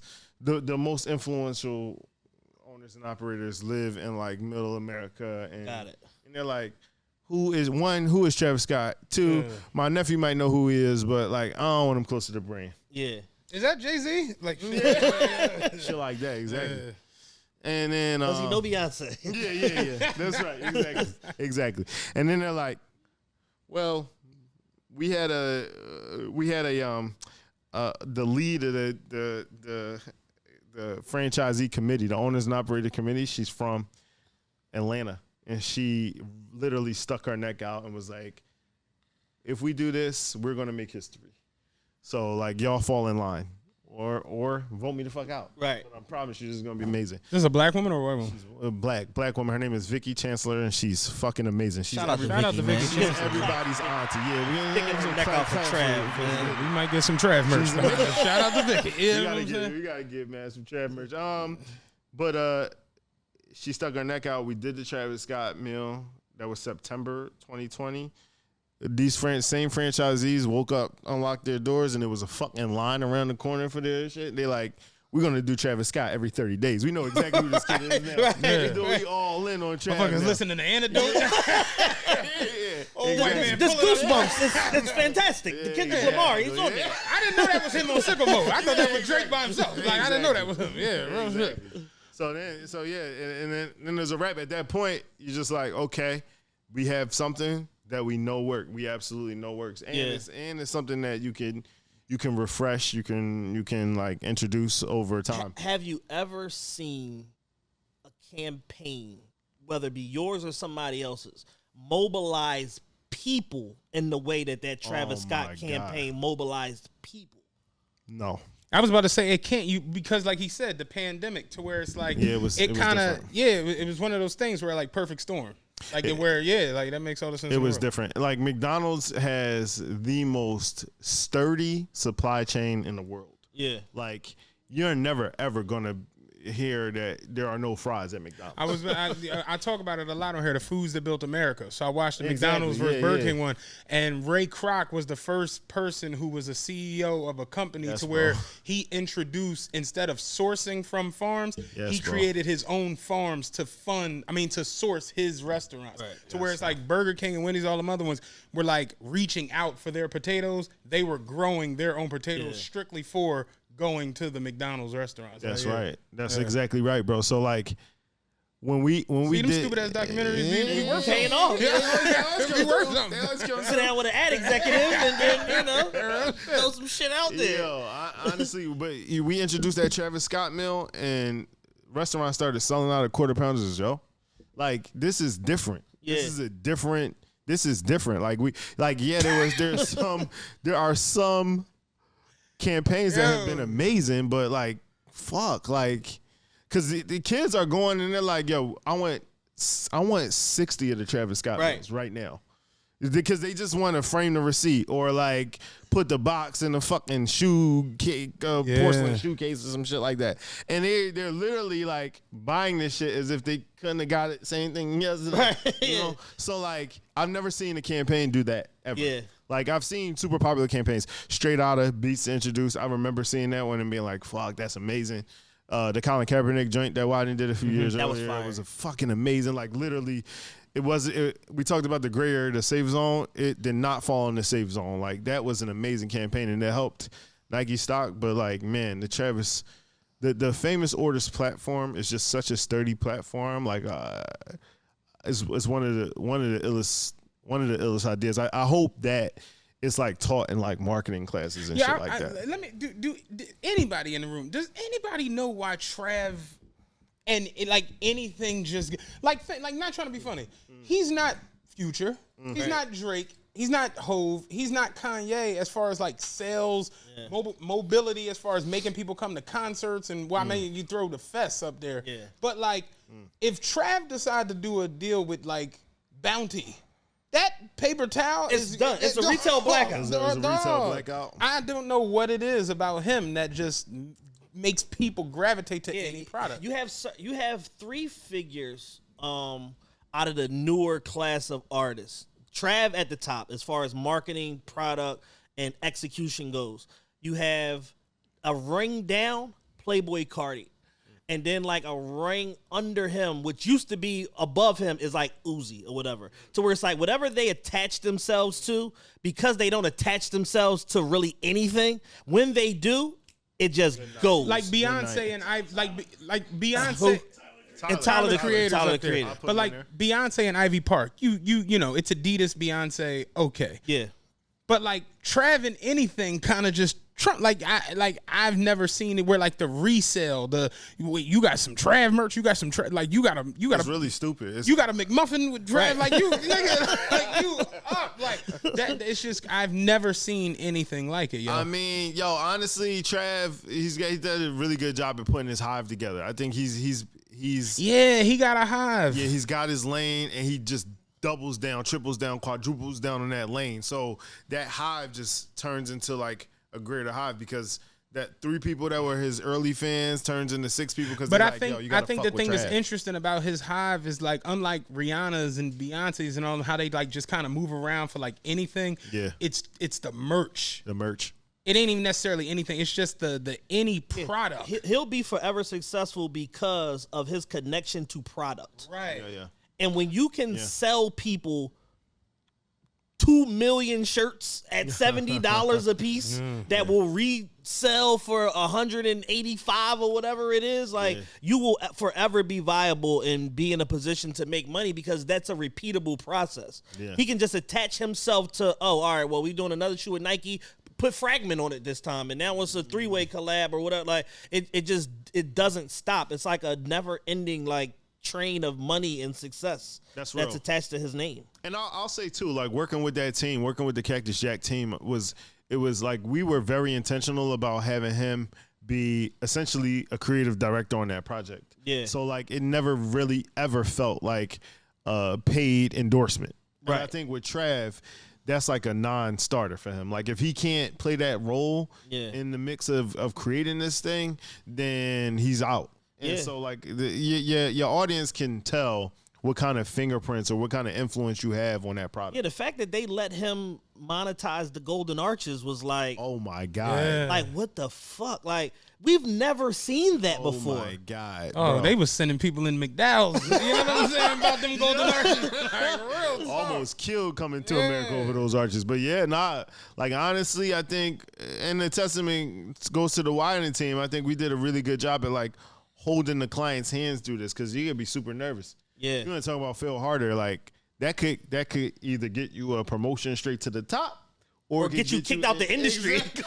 Exactly. So like, shout out to them, the Wieden team, and all of us, everybody who contributed to like really equipping all of the stakeholders with everything they needed throughout the process. It was really good. We learned a lot, and that platform is pretty bulletproof at this point. Like J Balvin performed really well. The Big Macs, McFlurry's flying off the shelf. Fucking BTS went crazy, our first global one. I heard you talking about the Kid Leroy a few episodes ago. That kid did one he did one in Australia, fucking broke the platform again. Right. Like, and then Saweetie is probably one of my favorite ones, only because I know she is probably like the origin point of this shit. Yeah. Whether she knows that or not, like I think hers did really well too. So like honestly, the formula is there. I think that, and then the thing that I absolutely love is you see other QSR, quick serve restaurants or fast food companies doing the same shit. That's how you know you got to smash. Right. Yeah. Like the Jack Harlow meal, I fucking hate that. I don't know who came up with the Jack Harlow meal, but you owe us a check. Like, what is the Jack Harlow meal? Exactly. It doesn't fucking matter, man. We're not showing no love. Okay. Shit's trash. KFC introduced like a Jack Harlow meal. It wasn't great. And then I know Popeyes did something with Meg, and then. What did you think about the Pusha T diss record to McDonald's? Oh my God, Arby's came through. So man, I know how you feel about Push. I know how you feel about Push, man. I've actually become a fan in recent weeks. that concert. No, I mean, I'm making a lot of money, and So it's different now. I can understand the angle in which. Remember, I was saying it the other day at breakfast. I was like, when you get like annoyed and disgusted with niggas and the way they move, and at the concert, when I'll never forget this moment, but Push was like, I seen you rappers apply for the stimulus. And he just like, it felt like he was looking at somebody specifically, the way he was looking at me. I said, what they did over there on the left side of the building. But it's just, I like that. Because like we talk about it, we got a couple Patrons we doing this week. It's like, when you get fed up with the way people be doing things and move, and I like that. Pushes that guy. I can understand it, at least in this album run. Yeah. Where, No, yeah. Honestly, Daytona is almost dry. Like, he's really in another bag. Like, it's a different vibe. It's a different feeling. You have to understand that. Yeah. Like 7 records where like 3 of them are kind of like diss records to one person. It's like, all right, it's like, it gets kind of weird because you only got 4 songs on this joint. And we got 4 left. You know what I mean? But this album where it's like he's not really doing that. He's just talking the Push shit. Like he's talking like it's literally feels like 10 or 11 if you know you knows. Yeah. That's how the album feels. And he's transitioned from like coke rap to like it's like brash elitism rap. Arrogant. Arrogant. It's big arrogant. You are poor as hell rap. It's like, I'm disgusted that you wasted your life. It's like, it's almost like he's taking what like Icewear Vezo and Babyface Ray have done on a more like indie scale and just completely gone all the way over the moon with the shit where it's like I'm disgusted at how poor you niggas are and the clothes that you wear are terrible and your girl's ugly. Like I came up with Enzo drippers. Yo, like you gotta understand there's a difference. It's different. Like, that shit is like it's elite rap. And if he's doing that, I'll fuck with it all day. He that's the bag he's in. But look, like you asked about the Arby's thing. Push is one of my favorite rappers. Like I love this kid. Like by the way, like Stoute hired Push to write "I'm Loving It" for the initial McDonald's. Yeah, the initial McDonald's joint. So I know that he had that relationship with the category. So how did Wieden get the McDonald's campaign back from stuff? Well, they weren't. By that time. Well, you know, this thing works. The business works much like anything else. When a new leader comes in, they want a new team. So, like the CMO that was Stoute's client from years back it was long gone from McDonald's. So we didn't even the business that we inherited.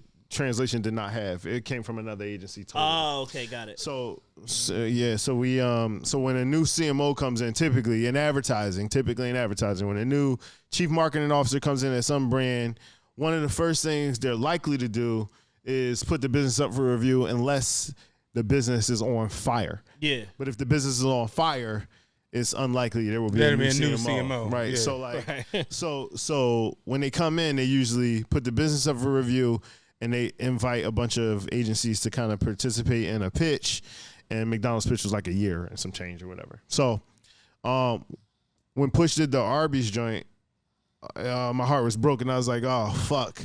Man, like he's messing with my bread and butter. He's messing with the bread. At the time, I had already moved over. I had already got a promotion. I was at ECD of Portland, but it was killing me. It was like, fuck, this sucks. But I also knew it was Arby's and that shit. It's Arby's. It would be 2 days and then people start talking about it. Yeah. Nobody's going to talk about that anymore. So shout out to Arby's. Much respect to Arby's and Push. Shout out to Team Push. But Arby's can't go toe-to-toe with McDonald's, man. Yeah. What are you talking about? What are you talking about? It's like Under Armour trying to fuck with Nike or something. All right, this is like a trade secret question. Is Arby's laundering money? How do they have so much can bread? You chill? Like, is Arby's like... You got to relax, like, bro. Is Arby's in with like J.P. Morgan Chase with the bricks? Like, are they laundering bread? Like an oil tanker? He's got to relax. Like, is Arby's like the real life Gustavo Fring, the chicken man and shit? Like, I have no clue. I don't know what Arby's is up to, bro. That's the response. Can you relax? Yo, he's gotta relax, right? Trying to get to the bottom. I'm trying to crack this code. Yo, don't try to crack that code, yo. Go that's to the next funny as code. shit. He's wilding. I literally recently was like, because Arby's was good back in the day. At least I thought it was. And I went recently, and it was not. Nah. It was not the slap that you thought it was, huh? Push gas me up. You know what I'm saying? See what this fish be about. See what this fish be about. That's his job.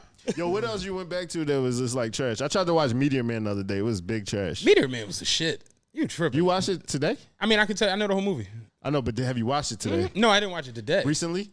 I mean, like, within the last 6 months. Oh, okay. You think the movie, the story might be okay, but the movie's just like... I mean, you got to understand, Big Daddy Kane was a Golden Lord. That's just admirable. You know what I'm saying? Like, think about who the Golden Lords was. Yo, it was Debo. Yes. Big Daddy Kane. Yes, bro. Don Cheadle. Yes, bro. Dog, yes, like the Golden Lords was lit. They were kind of cool. Hey, I'd fuck with the Golden Lords. That would have been a Golden Lord. Yo, they had the Junior Lords, the new karate. Yeah, they knew everything. Yo, they knew how to do every move. Yo, that was crazy. But yo, I cut it on thinking like, yo, this is a classic. Like, this is a flawless movie. And you watch it like, this is terrible. Dog, when the community, like, the craft is just like, I don't know. Think about when the community finally took the shit back from the Golden Lords. It was Cypress Hill, Naughty by Nature. Yes, they like everybody pulled up. Luther Vandross had a pistol. Luther had a pistol on it. No, Meteor Man was that shit. Meteor Man was. Yo, it's like I love it right here where it's at. I don't want to cut one that of my short. favorite lines in like history, and it's not even like a big thing. But you remember Sinbad character on Meteor Man? Yeah, of course. So Sinbad was like going through this thing where he didn't know if he was like black enough. So he was taking courses on how to be black. He seen Robert Townsend. Robert Townsend, how you feeling, man? He was like, oh man, you know, I'm dealing with this course. You know, I ain't gonna hold you. I'm feeling black. I just got my first black girlfriend. I'm feeling black. Yo, James Earl Jones with the fucking kept changing his hair and shit. Dog. Meteor Man was at work. It was a lot of heavy hitters in that joint, yo. I like older movies like that because they was just like, it wasn't about the nonsense. We're like, Fast and Furious is driving a car from this room to that room. That's just dumb shit. But like, you look at those like Meteor Mans, Blank Mans, Mo Money. They was just like creating scripts and like, hey, you say, getting thoughts out of your head. And like Robert Townsend was like, he's a goat at that. Dog, like I'm gonna just make a movie where I'm a superhero. That's right. He did like an advertising movie too. I can't remember what it was, but it was kind of fire. Like think about up there with Boomerang. Yeah, shit like you know what I'm saying, just creating stuff, and it's like he put everybody in that movie that's the part I love. Like he was really putting on. Like, Marla Gibbs is in there, Robert Gilmain is in there. Think about who he got the rock from, the Meteor. Who he get it from that was a bum? Who? Bill Cosby. Like you know what I'm saying? Like Bill Cosby. Them movies where you look back and it's like just like God damn.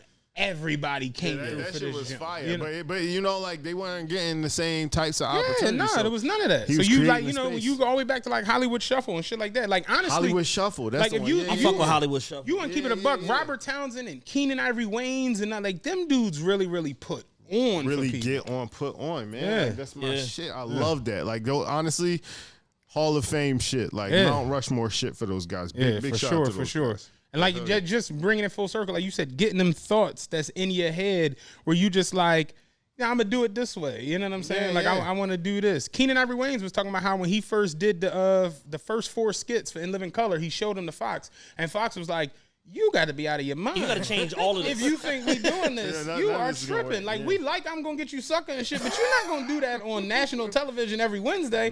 Keenan Ivory was like, man, we running it. He was like, the rest was history. You know what I'm saying? I love that. That's the thing. You know how many great ideas just get stuck in people's head because they don't know how to, like, either communicate them or don't have the resources or the plugs or even that, like, going into your situation, like, you could have easily, like you say, walked in there like, yo, we want to do the Travis Scott situation, and what was the lady's name? Vicky.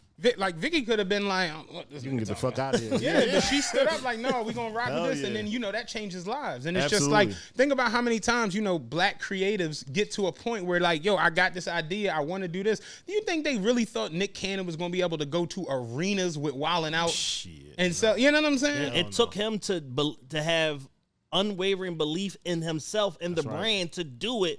And then MTV, once all that other shit that they had on Tom Loop failed, came back to him and was like, yo, we so y'all don't like road rules no more, huh? This is a rap. So the challenge is not moving the needle. Real World 48 is not it's not ringing off the way it used to. Real World Lisbon, Portugal. That's not it. No. Yo, Real World Casablanca is not doing it this season, huh? And it took them to come back to the table to say, all right, we're going to invest in this thing, but we got to own it. So they came back and said, cool, we going to 50-50 partner on this, but we're going to brand MTV2 around this show. That's your network now. Do whatever you want with it. And we're going to partner you with Live Nation for the touring and do restaurant installations. And they got like 5 Wildin' Out restaurants. Mm-hmm. That's so fire. And that's the beauty. It's $1 billion brand. That's the beauty in like your whole story where it's just like black people understand how to just be cool. And just like being black is worth so. I've said it maybe a couple weeks on the podcast. Oh, yeah. Being black is just worth so much because you really don't got to do shit but just exist. I was thinking about it on the way over here. Nick Cannon is a part of $3 billion brands. Wildin' Out, America's Got Talent, which he got fired from, and The Masked Singer. Mm-hmm. Wow. Yeah. Stupid. Think about Terry Crews. That nigga went from pop locking and Friday to where it's just like, dog, you like an integral part of like real live television and media and shit like that. Shit is Fresh Prince, Will Smith. Like black people just understand how to just be cool. And even y'all with the McDonald's joint where you bring it to them and they like, Saweetie, titties out.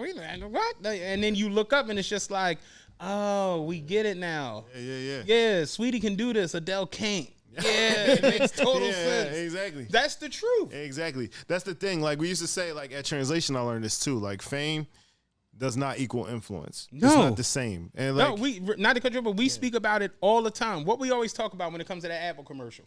Taylor Swift is probably one of the biggest names and entities in the world. She had to cut her on Jumpman in order to sell it. That motherfucking Future and Drake had to play on that commercial. That's right. That shit is real. Jumpman on. Cut Real that Jumpman talk. on. Real rap. And that's just what it is. And it's like, yo, you sit and you That's look so at real. these situations where it's just like, it makes total sense why the Trav thing went crazy or why the A5 went. The crazy part is we wasn't even worried about the A5s. No. But the commercial, Checking for them. like, Yeah. that's just the truth. Put that shit on TV. I need them. Mom, Yo. I need those. You know what I'm Dog, saying? I was dancing to it in Nikes. That shit was rung out. And it's like, yeah, like we are it. Like we are the cool. it. But and that's the thing. I know, like you know, we're not historically invited into the rooms where we can influence like that mass media like that. Right. So like more often than not, you walk into the conference room and the conference room looks nothing like this room. No. Like, Absolutely. you know. So like my whole mission is to make it more look more like this room. Right. Like, because I know the work gets better. It has to. It gets better. It does all of the things you needed to do. It's cooler. It's cool as shit. And it's having your shit fly off the shelf. Yeah. Like if you listen to this kid knows way more than you know about what cool is, what people want to see. Yeah, because You know way he's more. immersed in it. Exactly. He was born from this. Yeah. Like, so Like you look at I want to say it was 4 or 5 weeks ago. We were talking about how one man kind of like flipped the sneaker world upside down, like Kanye, where it's like he was at Nike and dropped 2 smash sneakers, Smashes. and he was like, "I want creative control of my brand." Yeah, and Nike I was want like, a royalty. And they "You're said we tripping." can't give you either one. Yeah. not and getting then that from the swoosh. and then turned around and gave his band the same thing that they told him that they wouldn't give him, because now the proof of concept is it works. It's like, oh, you went over here and did it without us. You went and did it with the number 2 behind, which is a far number 2 at the time. Far number 2. You take them from a $28 stock price to $140. It's like, oh, we fucked up.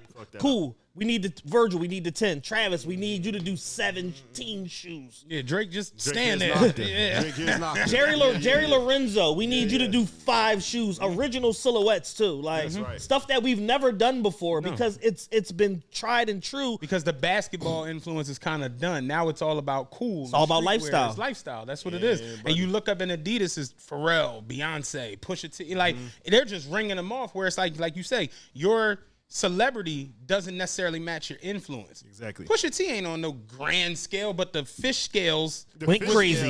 You understand what I'm Went saying? crazy. Yeah. I was pissed about them. I never seen them pass a fucking 13. Like it's just that's what it is. So it's like lifestyle and influence definitely doesn't equal. It's not. It's not the same. Yeah. It's definitely not. Yeah.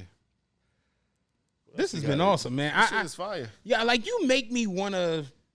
No, y'all make me want to be here. I can do this shit all day. Like you, like y'all really got the y'all. Yeah, he was ready to just come and just talk This shit. shit is I'm like, in yo, the you got a chokehold. story to tell. Like, we ain't just talking shit for 2 hours. like you're what Gina was supposed to be on Martin. Like, excellent. Shout out to Gina and Pam. That job, that was That's crazy. what's crazy right? is when I saw the John on the John who you worked for. I was like, did I say Whitaker? Because that's who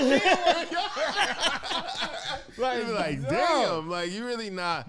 Yo, honestly, you see that role in Hollywood all of the time. Like we talk Boomerang, Marcus Graham, was that guy, Gina. It's just it is probably one of the sexiest 9-to-5s you can have, because your job is literally just about coming up with ideas. Right. Like honestly, Being part of a think tank. exactly. You're part of a think tank, and if you can see that shit through, and it keeps its integrity all the way through the process, man, the what's on the other side of it is like beyond fulfilling, especially when you can get in there and put your gang on. Yeah. Impromptu question too.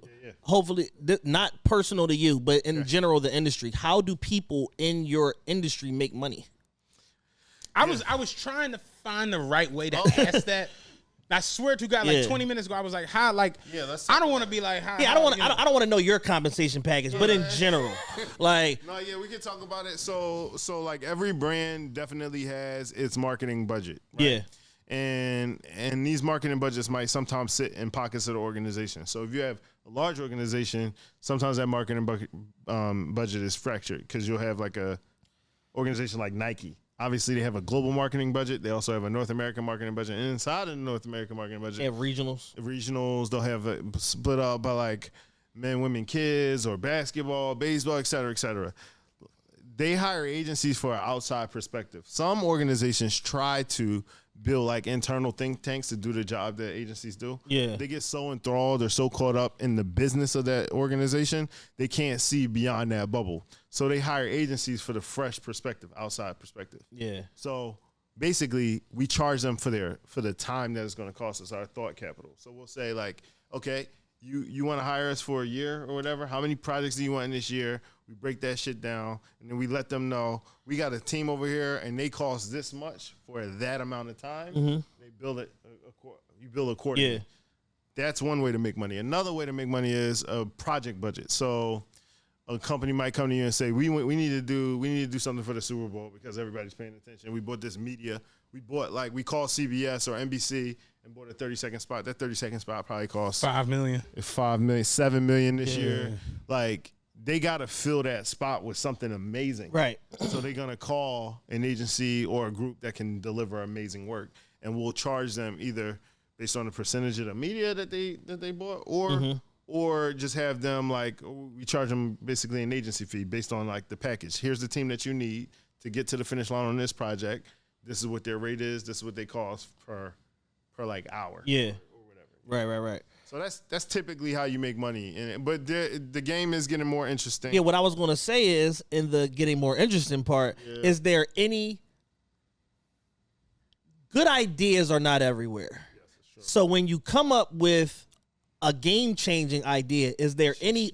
Yo, Chad, Is he the- always had this brain, by is- He always had this, like, diddy brain. Is there any upside participation for the media company or the marketing company or the ad agency for putting this astronomical media together that blows some shit out the water? And that's what I was trying to do earlier, where it's like, do you come into like a bonus situation? Like how does that work exactly? Like when you have one that just like... Yeah, like when you do Travis Scott McDonald's and it fucking has a retail blackout on quarter pounders, is there any back end participation I've never walked for into McDonald's the and they ad just company? like, that's checker shit. Y'all just ran out of shit. They didn't go to the supermarket. They gotta go to this one. The managers at JP, what's the wholesaler at PJP right now getting some more burger patties. When the manager get back from Jetro, we gonna have them fingers not. That's checker shit. Yo, that's hilarious. That's funny as shit. So yes, for sure. There are a bunch of ways that you could do that, for sure. Like, I'll tell you the I don't need specifics. I just want to know, does it exist? Because in my mind, I'm trying to figure out, is that a thing? No, honestly, that does exist. We talked about the holding companies earlier in the advertising, and a lot of times that money goes all the way up to the top, and then it falls back down. Right. And the way it falls back down sometimes is in the form of bonuses. So a lot of times you either mid-year or end of year, the whole squad will get a bonus if you outperformed, and that is based on like how you negotiated, how the agency negotiated its fee with the client. Got it. Up front. Sometimes that also happens, like it might not come back, the way it comes back down might not be in bonus form. Sometimes they'll do like a total profit share, which is fucking amazing. Like if you find yourself in a situation where you're working for an agency that does a profit share, love that job. Right, Yeah, exactly. amazing. Cherish it. Yeah, exactly. Cherish it. I was more so saying like how you said y'all will negotiate at the beginning, like we got a budget, we want to do this and that.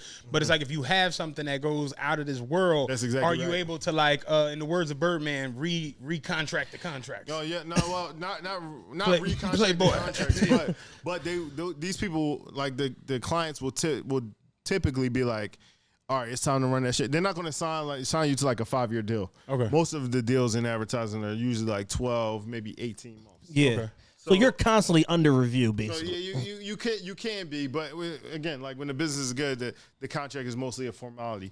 The contract with Nike has been a formality for the last 30 years or something like that. So like for us, we pride ourselves on making the impression super early and just making the next few formalities. Yeah, that's what like basically. That's what I was gonna say. Like after the Trav situation, like now can you go full Chris Tucker? Oh my god! After Rush Hour 1, like 20 million. Now you're on the table. Yeah. Yo, let me tell you what happens with Wieden+Kennedy though. Like this is the dope part about working for this agency. our client, the CMO, the U.S. CMO, her name is Morgan Flatley. She's like an amazing person. Shout out to Morgan. She's now the global CMO of McDonald's. Holy shit. Like, so when you do an idea like that. Wait. Yeah, let's talk about it. She went from North American CMO to global CMO. Yes, in this time. And a lot of that. Wait, you said she was CMO of your company. No. She was the chief marketing officer of McDonald's that's who in hires North America. them. Oh, I thought McDonald's I CMO thought what he hires was them. saying was the trash shit was so hot. Now she runs McDonald's. I was about to say, like, what? No, but the trash shit was so hot that now she runs all of McDonald's. Yeah. No, but I thought she worked for your company. And was like, you work. But listen, that shit happens too. Like, Wieden Kennedy bursts a lot of like chief marketing officers. Like, honestly, you know, we had a very long list of people who grew up at Wieden Kennedy who have taken brand roles that become like the people who eventually become our clients. Right. So that's usually how it pays dividends for us. Our work pays dividends for us. Gotcha. So in a case like Morgan's, like now we can expect to have more access to more McDonald's business across the globe because we put her in that rocket ship. Yeah. Same goes for people who worked here. Like if you're in account management, you spent 7 years at Wieden, 5 years at Wieden, and now you're the CMO of Beats or Robin Hood or whatever the fuck. Like first thing you're gonna do is call your homies. Exactly. And we're gonna be right there to answer that phone call. Yeah. Absolutely. It's usually how compensation works in advertising. But I love where your head is. There's gonna be more of that in the future for sure. Because I just think that in general, advertising, marketing, print media, social media, all of that whole ecosystem together is so important to one, affecting culture, and two, moving product. Yes. Or getting the word out about whatever somebody's trying to. So it's like, why wouldn't, the agency that comes up with this participate in the back end of, that product? Well, it's definitely something that I'm interested in. And I would say like the Wieden & Kennedy model can totally do, especially with its independence. But I can tell you why some agencies wouldn't do that, because some of their ideas are going to fall into that safe zone. And you got to be willing to bet on yourself. Like if you say we want to tie our compensation up in the performance of this idea, that idea better be a fucking haymaker. Because if that idea is not a haymaker, then you're going to, at the end of the year or the end of your fiscal, you're going to have to tell like a bunch of people to go home. Right, right. So like every idea is not going to be Famous Orders or Chad Scott, whatever. Yeah, so it's like, well, how do you, now that you've been in the industry 7-8 years now, how do you differentiate a haymaker versus like a jab? Oh yeah, I got a criteria that sits in my head. Like when I walk into a creative review and the teams are presenting their ideas to me and they want to know like if this is going to be a slap or not. My job is kind of like being an A&R in music. Like you got to listen to this album and you got to say that one right there, that's the one. That's the one I'm gonna go with.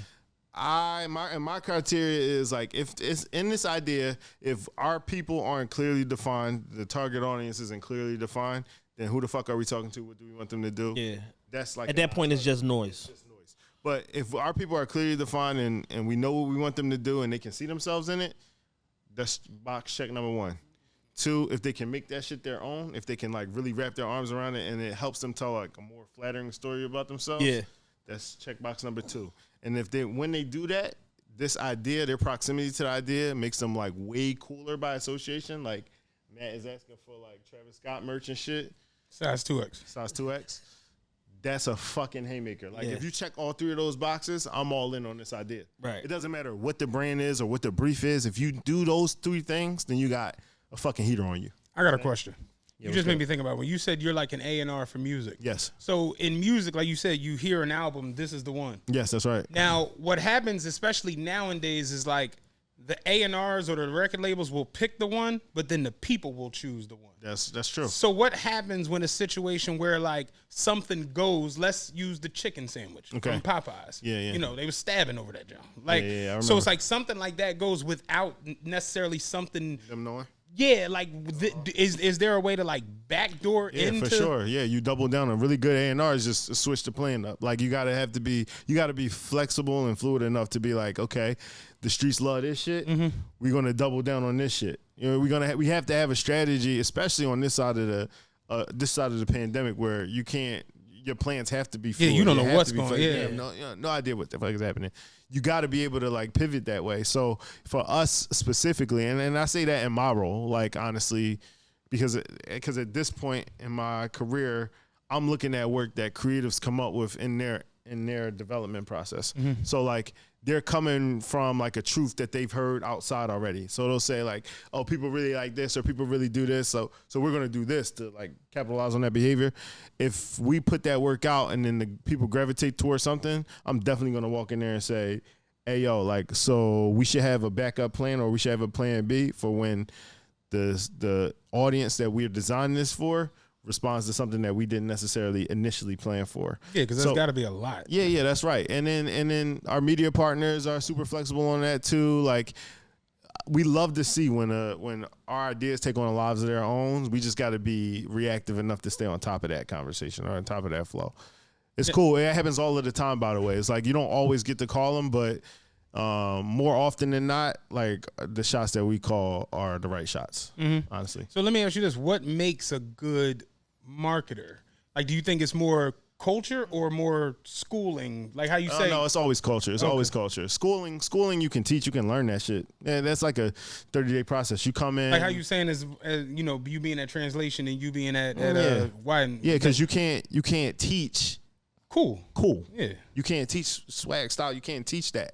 So, what you can teach though is like all of the technical things. So like, yeah, this kid might be super raw talent, but doesn't know how to shoot a free throw. Well, then get him a free throw coach. Right. You know? Like, or doesn't know how to put their idea into deck or presentation or slide form. Yeah, you can teach that. You can teach that. Yeah. But like, what I can't teach you though is like who to fucking follow on Twitter or who to like who you're listening to or like make you like something on Netflix. I can't teach you. I can't teach you to just pay attention to what's happening. Or how to have like an innate ability to make cultural connections. Exactly. To things and, you know, be able to connect this to this because of something that might have been passive, like some Drake song that's number 13 on the album and he says something and then it connects to like, some bigger idea. Exactly. You can't teach somebody to watch the Travis Scott Gotti video and bring that shit back to your client. Exactly. Or, you know, see Saweetie doing that thing and be like, yo, make the call right now. Yeah. You can't teach that shit. I think what we're all collectively referring to is like an element of like cultural mining that you have to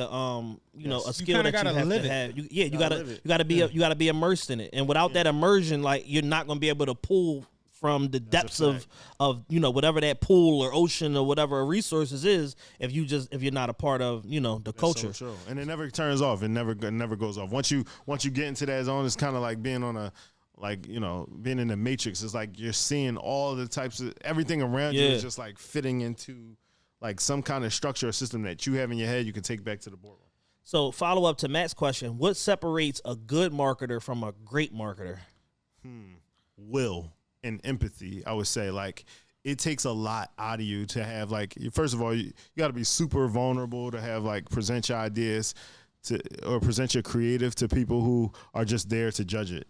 Like, and they're not there to like make shit better. They're just there to judge it, buy it, or tell you to go back to the lab. So that vulnerability is got to be deep down inside of you, and you got to know that like everybody's in it to make something great. And then in this business, your shit is going to get watered down. Like, you gotta have to be ready to run the fucking marathon, you know? Have you ever presented something that just got like canned? Yes, absolutely. Okay. A million things, mad things. Yeah, see, I'm emotionally, I can't handle it. Mad things. I can't. Fuck y'all niggas want, man.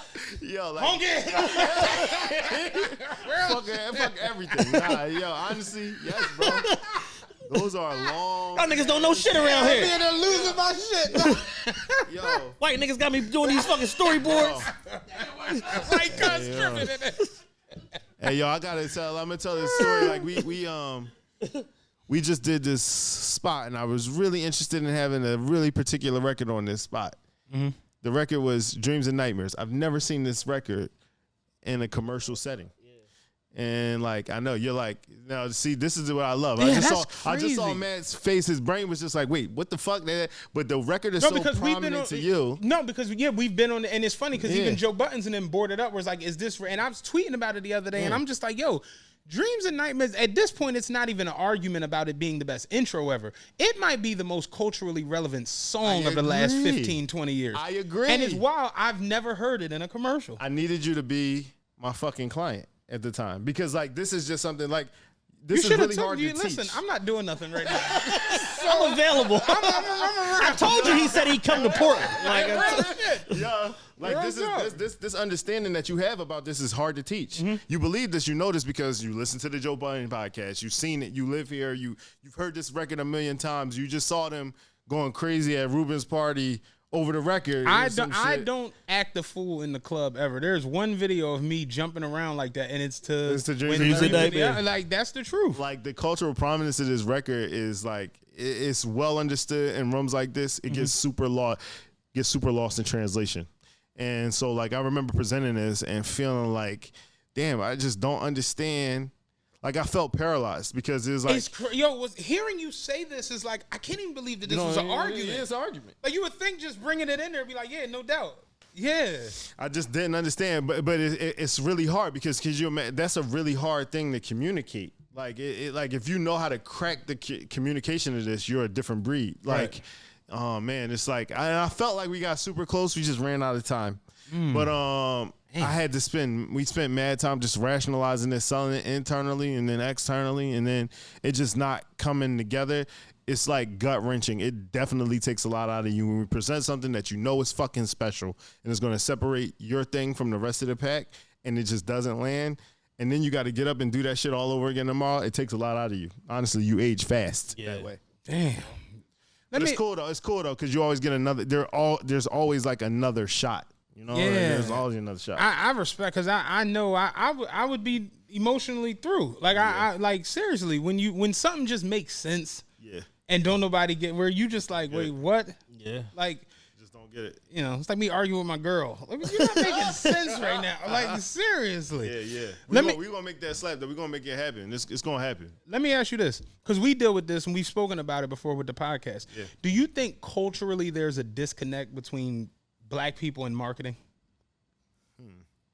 Yes, for the most part, but only because there aren't enough Black people in it doing it. Yeah, it's just you, Gina, and Marcus Grant. Yeah. Gina and Eddie. Real shit. It's only like of the industry, it's only like 7%, maybe 8%. Yeah, it's not enough. So there will be a disconnect. Like most of the shit that you see or you hear or you consume that is presented as a commercial, there's going to be a disconnect because it's somebody else trying to talk to you. Like, it's not gang trying to have a conversation with you, which is what marketing should be. You know, as a marketer, how important and a Black marketer at that? How important is it to you and for you to show that next generation of Black people different images of Black excellence and everything, doing other jobs other than like selling crack, basketball player, rapper, it's PWD. Yeah, it's everything. Honestly, like it's everything. I honestly feel like we talked about Rich Paul earlier. It means everything to see him on the cover of Sports Illustrated. Absolutely. Like I want to be that for advertising. I think Stoute is that. I think there are there aren't enough honestly figures that are pushing themselves out there. But honestly, that's not a game that the proverbial day, want us to really be playing. Right. If we start doing that, like, you know. I mean, we essentially take over every industry that we get involved in. Listen, I had a thought the other night. Now, granted, we were smoking some real good sativa. Okay. But it was about like, you know, all the crime and all the nonsense going on. And I'm saying to myself, it's just like, yo, Black people are so powerful and just like, if one person can take over high-end fashion, right? One Black man can take over sneakers. That's right. And one Black man can take over, you know, brand building to the point where he's selling $500 million companies left and right. It's like if all Black people came together and just decided tomorrow, I'm not doing anything to harm another Black person. We're only going to move in unison. We would take over the planet in like a week and a half. That's true. Shit. That's a fact. Real talk. We just got to be locked in, and we need it. We need that exposure, man. Like when you get in that room, you got to make sure you hold that door open, yo. Absolutely. Like, you got to put your gang on, because otherwise they never see that. You understand this. You've been in those rooms. You having these like super intelligent conversations now. It's a bunch of versions of you somewhere out there that will never get this close. Especially if we don't do our job and getting on and putting on. That's all. No, that's real, man. Yeah, real shit. Damn, that was a hard question. But that's why that's why I go to work every day. You get up and go to work every day for that reason specifically. It doesn't matter what work you do. Whatever campaign, the most successful campaign of all time, it doesn't fucking matter. If you're not doing that job, the job that we just talked about, then what are you doing? Yeah, that's the thing with this podcast. Like, me and I know you've felt it at least. Our first couple years, we were kind of like figuring out, like, we like talking shit and we're funny and we can tell good stories. Yeah. But it's like this, where it's like this now, it's like we're something different now. Like the energy is just different. You know what I mean? I think Kev Harden said, he's like, y'all editorial copy on this recent run of interviews. Amazing. It's been amazing. Like amazing. Like, yo, shout out to Kev too. It's just been amazing. Like, y'all really creating the space because your audience needs to hear this shit. Exactly. They need to hear this shit. And they also need to hear it from y'all. Right. Like you need to be the ones to create this space because otherwise, like, it's gonna be some corny motherfucker, somebody is not from like we're from. I don't have the language to deliver it like you. Going to try to do it and fail. I think the best part about this ride that we've been on like the last 2 years with this podcast is the fact that we become like trusted advisors to our audience. That's so fire. And they know that like we're not going to bring them a bullshit conversation. We're not going to fucking recommend something to them that we don't believe in, and we're not going to mislead them. And the fact that like it's kind of like blind loyalty between us and the audience, and that's like the most fulfilling part of it. That's the Travis Scott zone right there, where you want to be. You want to be there. You're creating your house. We just need 30,000 more people. Yo, like I'm like I was telling Chad on the way up here, man. I'm super proud of this. Like, this is the shit that we need. This more than we need anything else, honestly, yo. Like, y'all really putting yourselves out there and building this shit. Like, that's what I'm not gonna lie. That's what kind of burns me up a little bit when I see the whole, disconnect the mics and we don't need more podcasts. And it's just like, nah, we kind of do. Like, that's the truth. Like, we like, think about it. Even when it comes to like just urban radio, you get like 2 stations a city. Yeah, that's right. Whereas like, B101s and all them Q102, they were able to just rock out and just play the I like that all the time. Rock it. They can play that shit all day and night, and they gonna have their ratings. But it's like with us, it's like there's always a limitation to what people want us to saying? do and the places and spaces that we quote unquote should be in. And it's like, like, you can do whatever you want. Fuck, like you said, fuck that. You can do whatever the fuck you want. Yeah. You could be a podcaster and an electrician and a marketer. You could do every fucking. You could be your own superhero. You could do whatever the fuck you want. And you need to, because like these kids are doing that. They're doing whatever the fuck they want, and they need to see you doing the same way I needed to see Stoute in the back of the Power 30. These kids need to hear y'all voices and more like y'all voices. They need the space that y'all providing. So shout out to y'all, man. This is huge for you, for me. Thank you, man. Couple more questions, and I'll let you get up out of here. Is there ever been a time when you saw like a partnership or a brand alignment so good that you was like, fuck? Like, you kind of got like creatively jealous or professionally jealous? Yeah, I see. I mean, like I think a few years ago when Gucci circled back on DAP, I think that was like, fuck. I mean, like, I know Stoute was a part of that, but we weren't really a part of it. He did that kind of like himself. Like a freelance. Yeah, he kind of did it himself. I was like, man, that just makes a shit ton of sense. Like, obviously, they had some wrongs to right in that, but that was like a fucking layup. Like, you want to see more shit like that? Right. Oh, man, I think versus the platform, when we started to kind of see that come to life over the pandemic, it just made so much sense because we were probably, like, Rod used to put those mixtapes together. He used to, like, that idea is staring you right in the face. So it's like, it just takes somebody to get it out of their head and start doing Versus it. is honestly one of the and I've been the leader of defund Versus since week 12 of it. Yes, that's true. But when you really think about it, it's a like, brilliant idea. It's like they were on the phone. Alicia kicked Swiss out the house. You know what I'm saying? Get out here with all that noise. Yeah, he had to go sit in a car, and they did that shit over the phone. And it got to the point where Babyface and Teddy Riley just could not figure it out because Babyface couldn't log in, and Teddy had all Windows, that shit. Internet Explorer. Yeah. Hold on, I gotta hang up because I gotta log. I can't get on the internet with my phone. And it's like, yo, they through Teddy Riley with all his nonsense, it became a performance, and then it becomes, and then you look up and you see Jadakiss cursing Cam out, and you like, God damn, how did we get here? And now that's a $1 billion thing, and it's just like they're tied to the stock price of Triller. Like, yeah, the success of Versus determines how profitable Triller is. Exactly Ray J had a baby in his hands. Like, do you understand how crazy that is? I can't miss this. I got no sitter.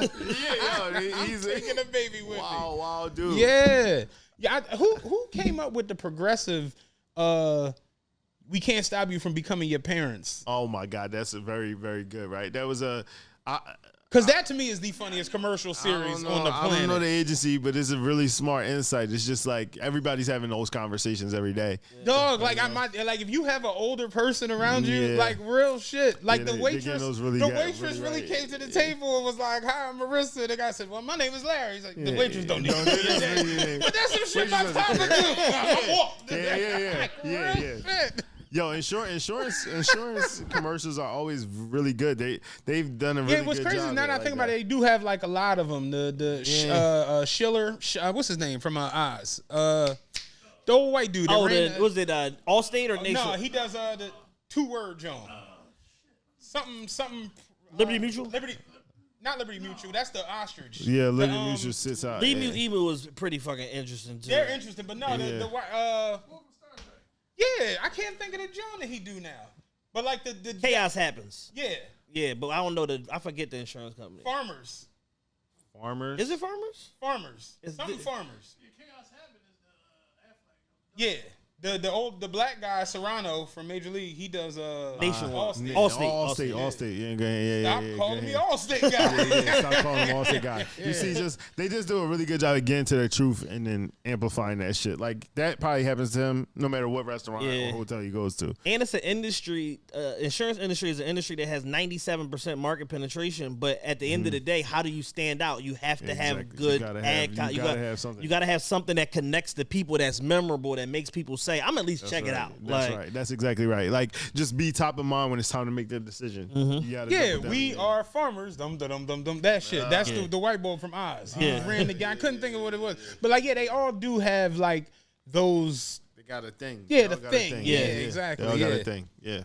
Yeah, with products, I'd imagine it's probably a little different because it's like the products change. It's a tangible thing. It's a tangible thing that has to continue going. Yeah. You see more innovation in the product versus innovation in the storytelling. It's interesting that you got that. We saw during the pandemic, niggas changed their choice of tequila 4 different times during the pandemic. Ain't that wild? Yeah, that's true. Coming in the pandemic, it was something that it totally was different than in the pandemic. And it was Henny before the pandemic. It was Henny. They weren't even drinking tequila. Yeah. Then what happened? Huh? Yeah, they hit retail blackout on the Henny. Yeah. Then they went to the top of the charts on the tequila. It was the Clase Azul and the 42. And then they was like, oh wait, we could get an equally as good product for half the money. Right. Casamigos. George Clooney like, yes. My time is finally come. Fuck this ER and Ocean's 11 shit. Real shit.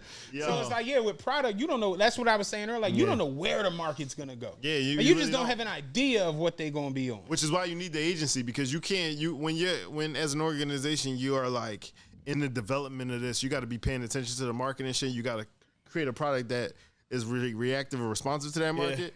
The last thing on your list to think about is like, how do we present this shit? Right. Like, you just got to make sure the product is A1. Yeah. And then just hire an agency to help you figure that out, tell that story. You know, like that's super important. When it comes to like advertising and media and marketing, Stoute talks a lot about shared values.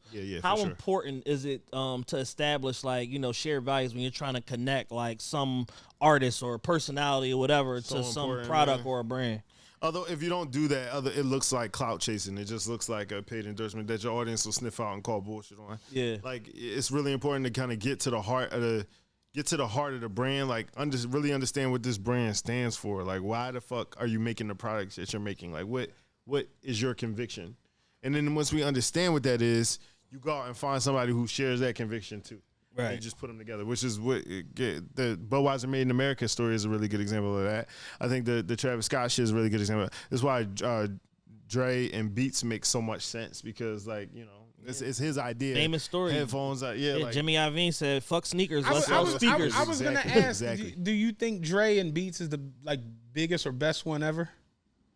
Out of like pairing like somebody with a product? You too. Oh man, I think It's up there, definitely up and the mechanics of the deal itself and how they essentially hijack the intellectual property and all that. It makes it one of the craziest story. Like they could do a documentary, a 10-hour documentary just on that. Like Dre and Beats, like from inception that to pairing now. is like you talking about billions of dollars. Apple, like so much got affected. Whereas like Snoop and Apple, Nate Dogg had St. Odds. You know what I'm saying? And it's just like that ain't on the level. Yeah, and of it's that. like they were in Chrysler's vehicles and shit like that. They had a partner with Daimler Chrysler. They had a partnership with Monster Cable that actually produced the shit. And then at the 19th hour, Jimmy Iovine yanked the IP and said, either if you want to produce this product, we need to own everything, blah, blah, blah. And fucking Norm was like, okay. Yeah. And it ended up killing him in the fucking long run because they took a sizable chunk out of that company when they, had a secret fantasy factory where they was starting to build the shit down the street. And then it's like, oh damn, the writing's on the wall. Yeah, motherfucker, you got 12 calendar months and then we own all of this and we out of here. Yeah. And then it sets them up to go and sell the company to Apple. Yeah, I think it's definitely got to be up there. I can't think of one that just made, like you say, just made more sense. That it's just such a fascinating story. Like how like Dre was about to do like a deal with 310 Motoring to make shoes, not Nike or Adidas. I'm gonna go do a deal with my man that owned a rim shop to make me some sneaks and some casual wear. Yeah, what the fuck? And Jimmy's like, what? Wait, what? You're Dr. Dre. You're Mozart. Like, what are you doing? Yeah. I think, it's definitely up there. You're Mozart. You about to make sneakers with a rim company? Yeah. What are you talking about? What are you talking about? That would have flamed out quick. Yeah. Maybe Jordan too. I would say it's risky and it's hard. It's hard to wrap your mind around it because it's so long ago now. But like, that's a risky move. But it makes a lot of sense what Nike stood for at the time, and what Jordan was committed to being at the time. I think it makes a lot of sense, and obviously it pans out well. But I completely forgot about Jordan. Michael fucking Jordan. But it's kind of like somebody asks you what your favorite brand is, or who's it. Like some shit is just like not even up for debate. Yeah, like, MJ, I like the Jordan in particular, the partnership that they did with Union, and understanding that it's a black. That's amazing. Couple that owns Union or whatever, and so even down to like their print copy and all of that, like how the images look and everything like that, and then like the use of like earth tones and pastels and like them just being intentional as like designers and how the product got executed. That's like one of my favorite ones in recent time. That was just like some organic, just like it's out and it sells out in 8 seconds. Hell yeah! I think like I can't think of too many that are just like that's amazing. Like man. Amazing layup. Fucking Jordan got like a good 7 of them. Now that I think about it, the Jordan Spike Lee shit. Like it just Jordan Spike was another Wieden+Kennedy banger. That's another. Yeah, we came up with Spike and Mike. Just shout out to. Do you have any Jordan? Bill. Dan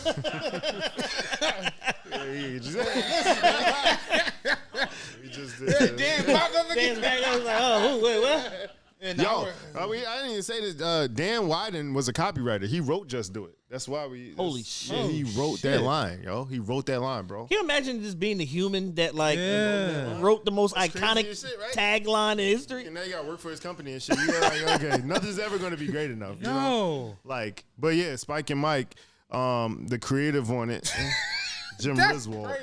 Yeah, he was watching "Do the Right Thing" and I'm sorry, not Do the Right Thing. She's Gotta Have It. She's Gotta Have It. And Spike was in there in the bed with Nola Darling, went and take his ones off. He took that clip back to the agency, back to the client, and was like, we need to fuck with this guy. He's a huge fan. Like, let's just take his character and storytelling around it. And then producer Bill Davenport was all in on it. Dan was all in on it. And now you got like Morris Blackman for Jordan. Damn. Crazy. Damn. Crazy, bro. Like you work for the motherfucker who came up for Just Do It. Yes. We work at that agency.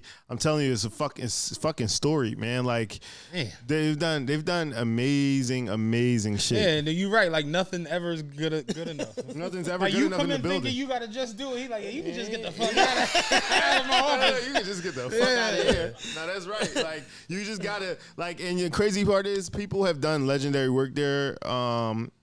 And they still work there, and they don't. It's walk crazy because that was going to be one of my questions. Like, what was the biggest thing you think you?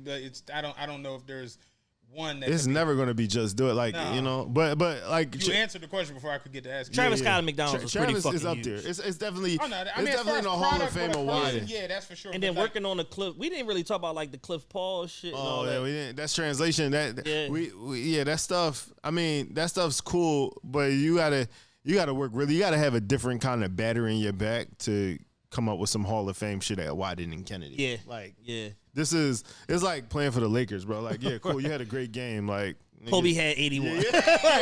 like have you heard of James Worthy? Right? Exactly. Like, yo, man, like, so it's like good luck going out there trying to, but that's what keeps it in a super inspirational place, though. Yeah. Like, nobody walks around with egos. Everybody's like mad willing to help and really understand more. Like, the only thing is we need to get more colorful. It's like, advertising is very white. It's just very white. Yeah. So like, the more colorful we get, the better the work will get. So how do we get more black and brown faces in there? Is it just a measure of just showing them? Yeah, honestly, or is it about being intentional to like? You gotta be, yes. Like step one is like coming from behind the curtain. It's an industry that lives behind the curtain. Like we say all the time, you watch TV, you see a Pepsi commercial, you think somebody at Pepsi made that commercial. Right.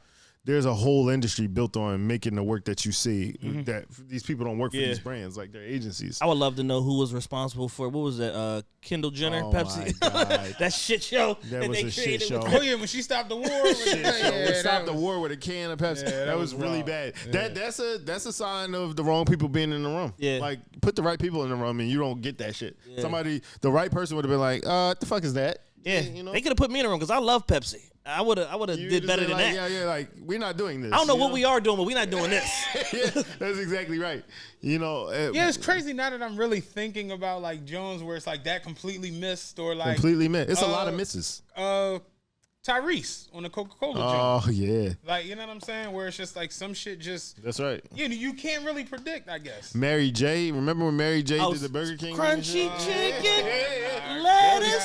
That was very bad. But like, the wrong people were in the room. Like, like... They had Mary on a joint like that was oscillating, and she was performing in the Burger King. That was a bad look for her. That wasn't great. That wasn't great. She recovered from that, but that could have been like that was bad. It's a lot of bad.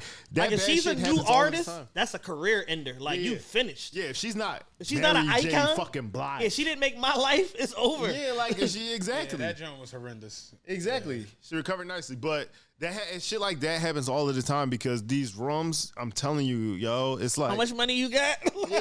How much? 750,000. Bet where I stand right here on this little chicken turnaround. They just don't like most of the rooms just don't understand. Oh yeah, no, Dreams and Nightmares is a fucking anthem. Okay, yeah, they just don't understand. Oh no, we can't have that queen up there dancing on this shit, singing about chicken and shit. They just don't get it. But we need more people like us. And then it comes down to exposure. Comes down to like having conversations like we having on platforms like this. Yeah, it comes down to like people like me and y'all. Showing game too, not just holding it all to ourselves. Exactly. So if somebody comes up to y'all, some young kid comes up to y'all and is like, yo, I want to do a podcast. Can I shadow you? Can I shadow you? I want to be a videographer or filmmaker or whatever. Like $1,500. Just like everybody else. You got to be open to this. You got to be open to Chad, this. Like, who the fuck is that? These my mentees. Don't pay them no mind. Don't worry they all about pay. them. They got a group rate. They all pay the stagger piece. Yeah, just leave the door open. Just leave the door open. Charge them admission, but leave the door open. I got one final question. I'm not sure Matt got. What does the future hold for JP3?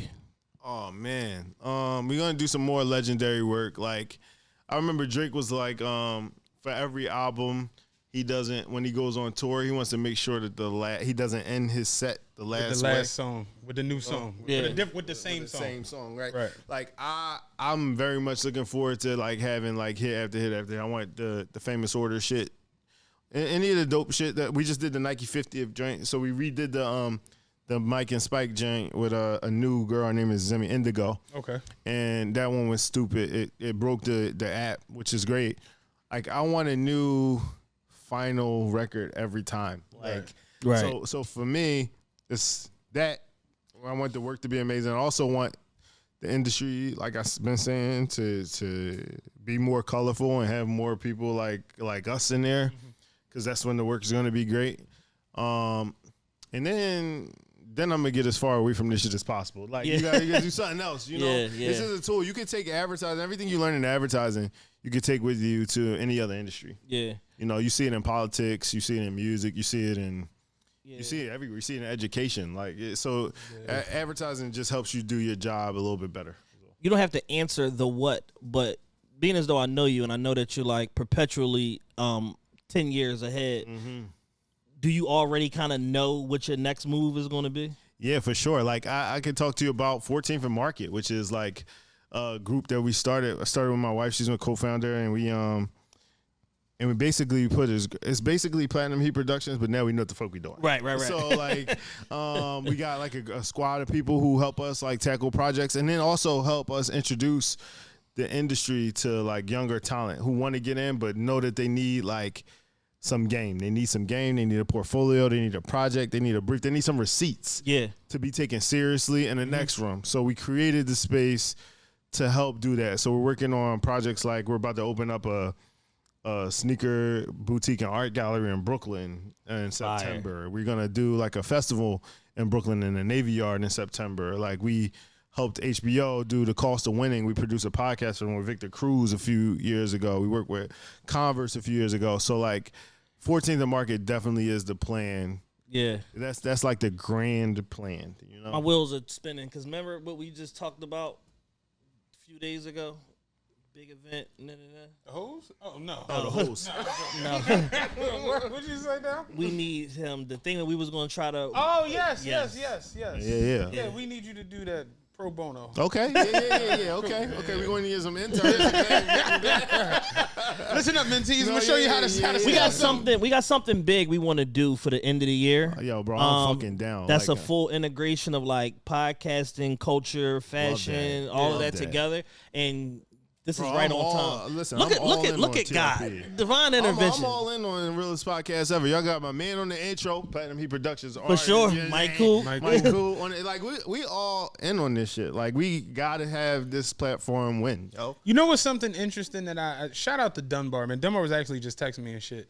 And we went out the other day, whatever, went back to his crib, and we just was having a conversation about, like, just moving. Sorry, who is Dunbar? He's a lawyer. Okay. Right? He's the #1 attorney in Philadelphia. Right. Kevin Harden is the other Kev one. back and forth. They go back and forth depending on who just closed the case. What's his first name? Aaron Dunbar. Yeah, okay. we call him Shout out to Dunbar. Shout out Dunbar. Him and Kev are like Flight and Willie of law. You know what I'm saying? So they got the shit in the chokehold. This shit is too easy. You know what I'm saying? There's a lot of that. Okay. But we just was having a conversation about another business that me, Chad, Dan, and Drew be working on, whatever. We were just having a conversation about that. And he was telling me how he knows people in this specific space, whatever. And I'm like, yo, like, you're going to have to, introduce me. And he was like, of course. He was like, the thing in life is, like, people have this thing where, like, you grow up in, like, a negative setting and you, like, ain't nobody going to use me. And it's funny because he said the same thing you said about a year ago to me. You was like, I want to be useful.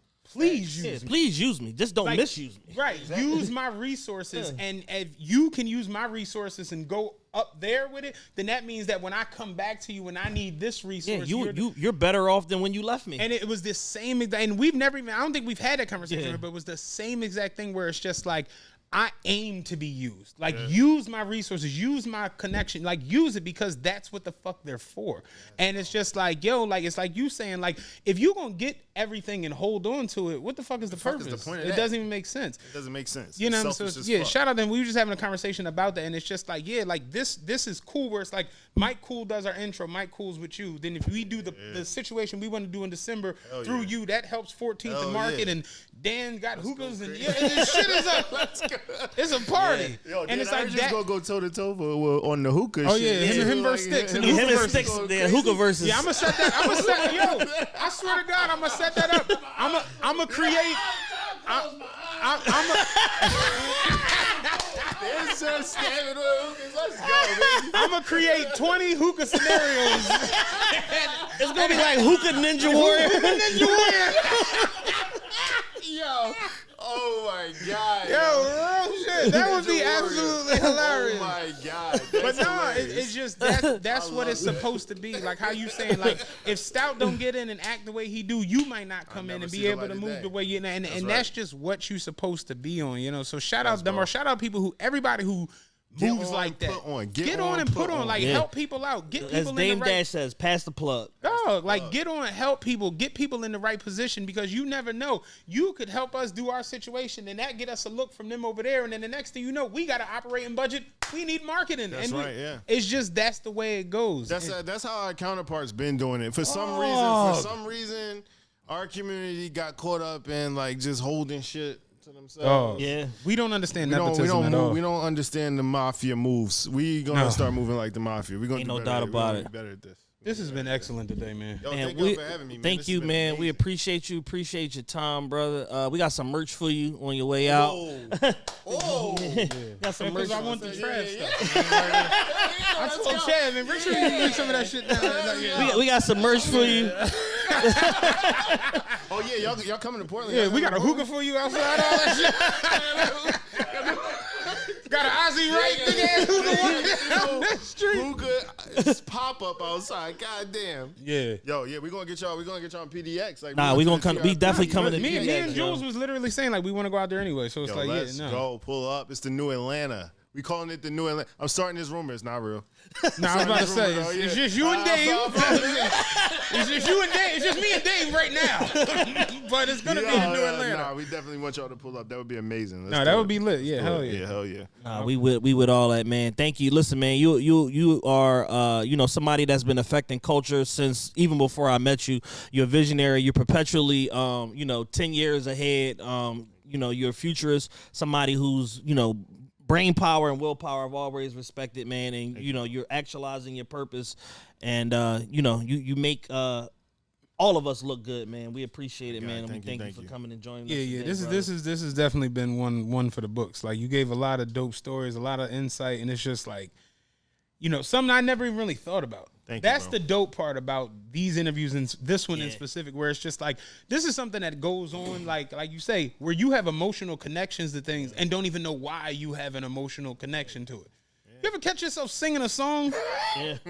You just buy a minute and just for no reason, just walking down the street like for no reason. It's just like you don't even realize why you have an emotional connection to a product. It's somebody like Jay Petty in the background where it's like that's the reason why you sing that song the way you do. Anything you want to promote, plug, whatever, give people your handles where they can find you, 14th and Market and all of that. For sure. Yeah, I'm at Jay Petty I everywhere on Instagram, everywhere. 14th and Market for sure.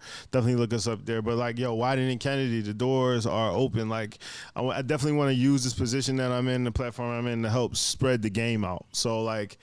If there's any questions or any thoughts or feelings or whatever, you need to break down something or have a conversation. I'm told my executive assistant is gonna fucking hate this. I'm sorry, Leah, but I'm totally fucking down to carve out time and chat it up with somebody and help break some shit down and have them pass that shit on. I'm here for that always. Yeah, no, that's amazing, man. Each one teach one. Hell yeah. Let's go. Get on, put on. Let's do it. Yo, thanks for having me, fellas. Thank you, bro. This has been excellent. We appreciate you, cuz. Thank you. Realest podcast ever. I still don't know the number of this show, but I got it. I had it. Forgot it again. I looked at it. 209. 209. There you go. 209. Yeah, we out. Peace.